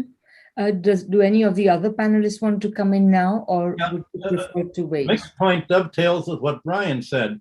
Brian used the word international division of labor, but think of it as the international division of infrastructure, because that really is what is creating productivity. Well, of course, there are two kinds of infrastructure. There's government infrastructure, as Alan was pointing out, which is what made American industry so productive. But there's privatized infrastructure to make the economy look like Margaret Thatcher's England or the United States. So you could say there's an international division between economic rent-seeking nations trying to make money by finance, insurance, and industry, and industrial labor nations trying to make actual output. So again, we're back to the whole function of GDP. And if you're talking about either climate or other, what economists dismisses externalities, meaning we don't talk about that because it's not about making profit, then you get back to the government-private sector relations, which have different objectives. The objective of government investment is to lower the cost of living and doing business. The objective of private infrastructure investment is to increase prices, economic rent, and raise the cost of living and doing business. That's the division of the world. Thanks, Michael. Any of the other panelists would like to go? No? Okay. I would want to go to the next two questions, but I just wanted to make two remarks myself, because I think they're really, the questions that were raised by Brian and Fernando and Laura were really quite important. And I just wanted to say two things very quickly. Number one, Michael pointed to the empty GDP. And I think it's very critical that people who have the statistical ability start producing estimates of empty GDP. I think, Brian, you mentioned that roughly 20% of American GDP is just crap, etc. So you are giving a quantitative number to that. And I think it's important to do that for one very critical reason, because really, the solution to the environmental issue is that we all have better lives, more secure lives, the important things in life, food, housing, education, transport, culture, etc., without it be destroying the planet. And if we are going to do this, then, and I think it's possible to do this in a way that also involves redistributing work and its rewards, etc. But if we are going to do this, we have to stop the worship of American GDP. And this is a critical way of stopping that. The second thing is, I think Brian also raised an important point, but I would like to come at it from a different point of view. The point about technology is critically important. But in a capitalist context, technology is constantly being generated that does not add to human welfare. Think about this. When America had its Sputnik moment, what did it do? It spent enormous amounts of money putting man on the moon, which was a completely useless stunt, whereas satellites are critically important. So we have to expose these empty technologies. Right now, we have technologies that are being generated, but what's being called technological leadership is actually not adding to human welfare. The technological leadership of the United States, the kind of software giants and whatever these internet giants it is producing, producing is not adding to human welfare. If anything, it is distracting from human welfare. So I think these things have to be focused on. And if we do that, it will become very clear that the system change that we want to talk about is already taking place. The elements of it are already there. Major elements are there in China. So that's what we have to focus on. Now, I will go to the next set of questions. I will take all three together. Please obviously keep them brief, but I will go to Jenny, then Michael, then Fernando. Thanks, Radhika. I've heard some figures being bandied around in China that the intention is to spend $72 trillion on its green transition by 2050. That seems like an enormous sum of money to me. I'm not an economist, but it looks like it's 3.5 times the size of the US economy as it's stated at the moment. I'm wondering where the money is going to come from to finance this. I'm wondering whether China's financial reforms and the loosening of its capital markets is linked in any way to these enormous sums of money for green transition, and whether the reforms in China's financial markets will be drawing finance out of the speculation in the financialized economy that we've been talking about into productive investment. And if that is so, can we, we should be talking about not only the models of different models of economic growth that we've been talking about, but also different models of production that we've been talking about, but also different models of finance. And so that leads on to my question also, is can we talk about, or how should we talk about socialist capital markets? Thanks, Jenny. Michael. Yeah, I just wanted to raise some questions about some of the graphs that were shown by Michael Roberts and by Alan, and because some questions occurred to me about that. So first of all, I'd like to say that I mean, I'm not an economist, so forgive me if I'm saying something which is not sensible, but I get the impression that when people talk about growth, they fail to see the historical thing that, if you have a given amount of growth today with a certain amount of investment, to have maintain the same amount of growth in 5 years' time, it takes a lot more investment in order to do that, because the amount of growth to raise the amount of investment required to raise growth by 1 percentage points increases over a period of time. And so I think that's any nation which has an importance, attaches an importance to investment, as opposed to other means of achieving growth, is going to win out in the long term. Now, Michael Roberts showed a graph which indicated that China had reached peak population. And so I think that there are population issues there which are for the future of China's economy. Although it has to be said that there are still very large numbers of rural population which stand to be urbanized, and so therefore contribute greater levels of productivity. In the United States, the recent census demonstrated that whilst they haven't reached peak population, they are very quickly approaching peak population, and so that same issue will occur to the United States. However, I think the current situation is about 83% of America's population live in urban areas, metropolitan areas. So they don't Michael, have your question. Yeah. So the question is, given these things, I mean, does that not indicate that China has a much more advantageous position going into the future in terms of its ability to maintain its its economic development, in opposed to the situation that we have in the United States, which doesn't have as high levels of investment and less of a future in terms of its population. And in Europe, where Germany, for instance, I mean, I think it's quite general across Europe. In Germany, the reproduction rate is about 1.3 children per woman.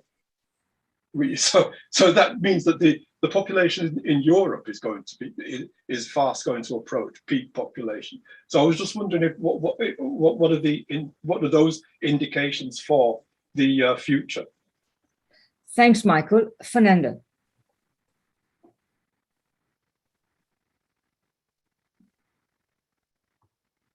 I don't have a question. I just want to add something I forgot to mention about the interview of Ilsamar Mendez, is that she said the only solution for saving the planet is to get rid of capitalism. Thank you. I think, yeah, there will be very little disagreement here on that. Okay, I will go to the panelists now. And I just wanted to say that unless there are any other questions, this will be the last round of questions. If there are questions, we'll take one more, but not more. So, Alan, you go ahead, please. And panelists, let me know if you want to go next, but otherwise I will just call on you in. First, this has been an extremely rich discussion, and it's not been possible for us as panelists to do justice to the questions that have been asked. I'm certainly willing, if anybody wishes to send me an email to reply to any questions that people may have. I think what we're all about here in the Manifesto Group is collaboration. I want to add a couple of points which I think are very important. This was about US and China, who is winning. But climate change will not be defeated by the victory of any summit. It will only be defeated by the victory of the human race. So I think this became particularly clear with the pandemic, where I think, to me, what was the most shocking and disgusting thing about the pandemic is the race of the big pharmacological companies to profit from the misery and death of the world by selling their vaccines at exorbitant prices. Their refusal to let people use the vaccines and medical support provided by countries like Cuba or China or Russia. So they turn what should be an attempt to make a world approach to things into a private means of making gains. And so the real problem with climate change for me is that there has to be a common endeavor. What's the use of China? I mean, China is reducing its emissions. It will. It's setting a model for the world. What's the use of that if America doesn't do it too? What's the use of it? It's not going to solve the problem. So I think one of the things that China is doing, which we've only slightly touched on, is it also has a different model of the world economy. And it has a different model of world collaboration. The crucial thing to me about the Silk Road, Belt and Road Initiative is that it's based on a very different model, actually, from both the USA and also from Russia. It's not a sphere of influence. They will deal with any country on the basis of whatever their politics are, on the basis of what they see as equal commercial relations. But underlying that is a commitment to build up human capacity in those countries. One of the most interesting things about Chinese investment in other countries that I've discussed with activists in those countries is that they are investing equal amounts in education and health to what they're investing in infrastructure, because they're interested in what they consider to be human infrastructure. Now, human infrastructure, this leads me on to my second point, is actually the technology of the future. I work in software. It's 1965. The first computer I worked on had valves and keys and switches, right? So the speed at which the software industry is transforming is extraordinary. And by the way, it's almost entirely dominated by Russians. So God knows why the Pentagon allows that, but it is. I mean, some of them are, of course, expatriate Russians. But the reason for that is very simple, that in the USSR, the only thing that you could do when the whole capacity of the USSR was destroyed by the USA is to use your wits. So you can do software with a pencil, right? The mathematical achievements of Soviet science are unparalleled to this day. Some of the major textbooks on physics come actually from Russian writers. And we're still catching up with many of the most fundamental discoveries of Russian mathematicians. This consumes nothing. All it consumes is what you need to eat. But this is one of the fastest growing industries in the world, in every country. So I don't see anything wrong in investing in the growth of software. And this is not something that is postponed to a dim and distant future. It's happening now. I don't know if people know this, but if you look at the share of manufacturing employment in the US economy as a whole, and this is not skeleton economy or anything, this is what people do as a job. Only 14% of the US workforce work in manufacturing. 86% is service production. And the areas that are expanding are not what you think. You might think, oh, it's finance. No, financial employment's declining. What's growing is health, education, creative industries, software. This is a technological revolution that is going on in front of our very eyes. So that what we need to do is two things. One, as Michael eloquently puts it, bring everybody in the world up to the level of material well-being where they can participate in this new technology. That's human infrastructure. If people can't even eat, they're not going to be able to take part in sustainable growth. And secondly, see that when they are employed, that what they're employed in are things that are not destroying the environment, but rebuilding it, which I think the technology for that exists already. I think it's not the dim and distant future. So it can be done.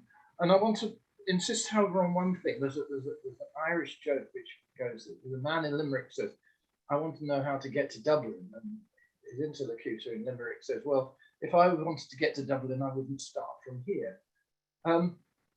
We are starting from here.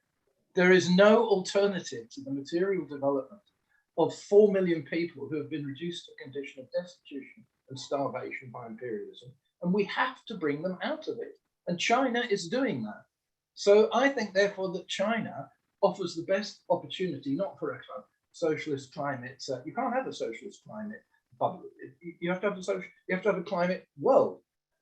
It's offering a world vision as well as just a vision of China. And we should all be responsible in our own countries to exercise the maximum pressure we can on our own governments to take part in this, starting with the fact that they should consistently take part in the Kyoto Accords, which nobody's mentioned. The US persistently ducks in and out of any attempt to make a world agreement and have a world agreement stuck. So the world dimension is an important one. And one of the things is that I think that China is beginning to win the race to persuade people that you don't have to run the world the way that the US runs it.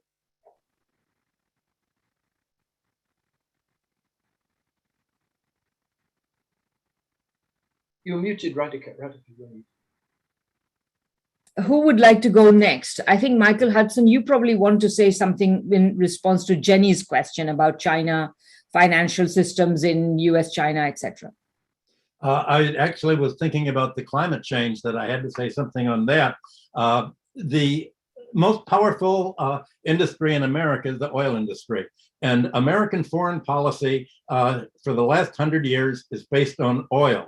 America insists that oil remain the fuel of the future. And that's why we invaded Iraq. It's why we invaded Syria. It's why we destroyed Libya. And it's why I was the economist for the government when they were wanting to develop the Athabasca tar sands in Canada. One of the advantages, they said, is that every gallon of artificial oil from the tar sands uses 4 gallons of water. And the Carter administration came in and said, this is great. We will create a drought in the United States. And that's wonderful. That'll increase the price of food, and the oil that we pay for the OPEC countries in the third world, we can raise the price, we can basically starve the third world. That will cure the population problem that we're talking about. It'll solidify American power. So American foreign policy is based on polluting the world. That is the business plan of the oil industry. It's the business plan of the government, and that has been unchanging since I began to work on national security things and with the oil industry since the 1960s. Thank you, Michael. Who else would like to go next? Mick, Michael Roberts.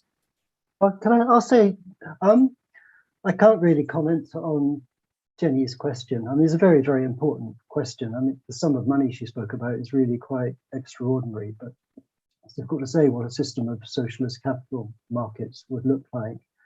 But I mean, it is quite clear, you know, that China's aim to reach peak carbon by 2030 and to be carbon neutral by 2060 involves very, very substantial investment. I just wanted to say that there are other aspects of this notion of ecological civilization that also involve very, very major investments. I went quite recently to a county, you know, in Anhui, and there's a very large lake. These fishermen lived on boats around the lake, and on the edge of the lake, you know, land was farmed using fertilizers.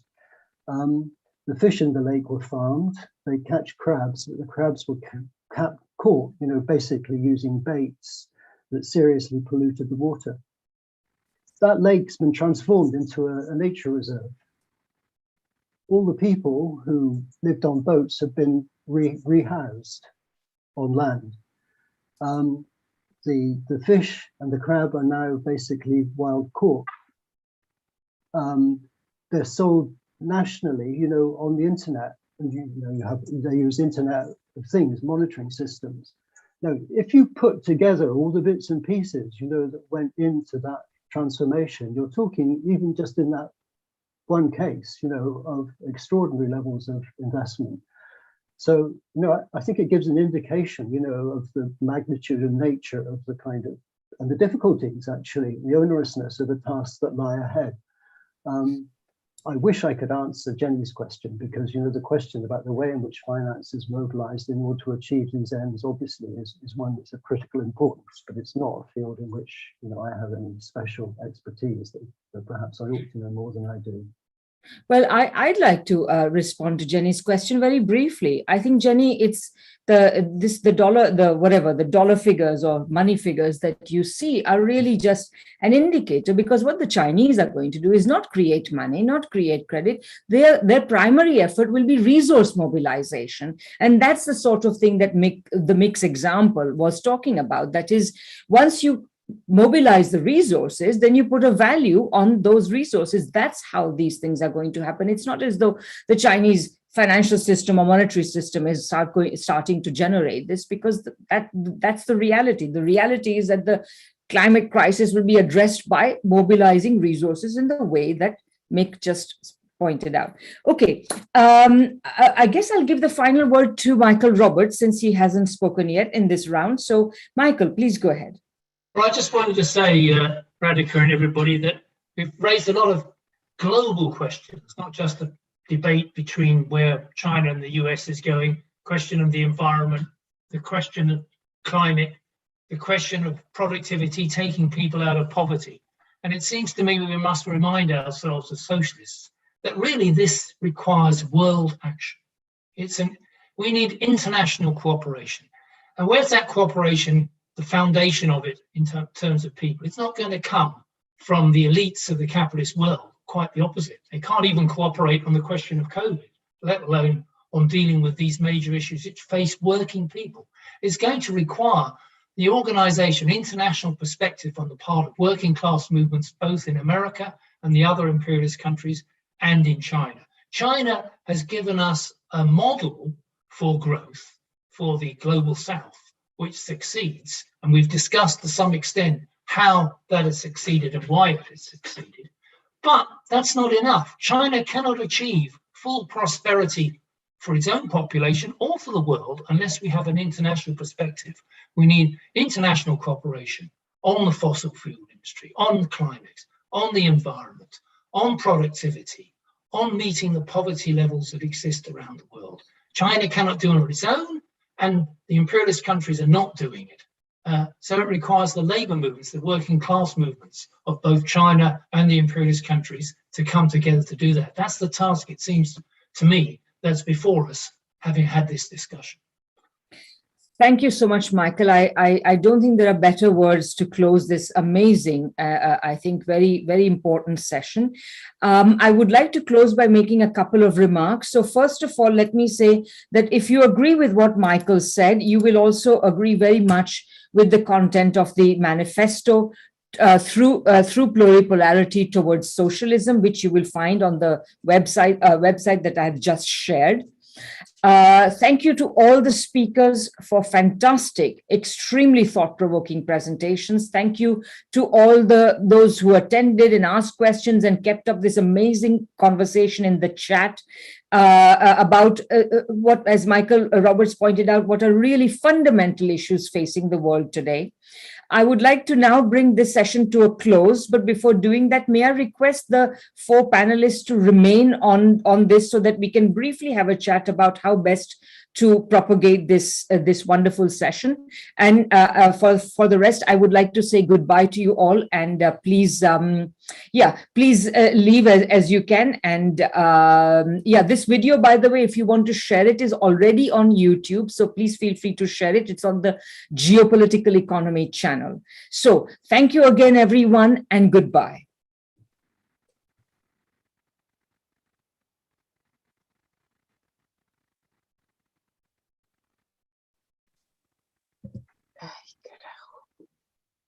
Okay. Actually, what I'm going to do, panelists, is I'm going to end the session, and I ask you all to rejoin it. Or no, I don't know whether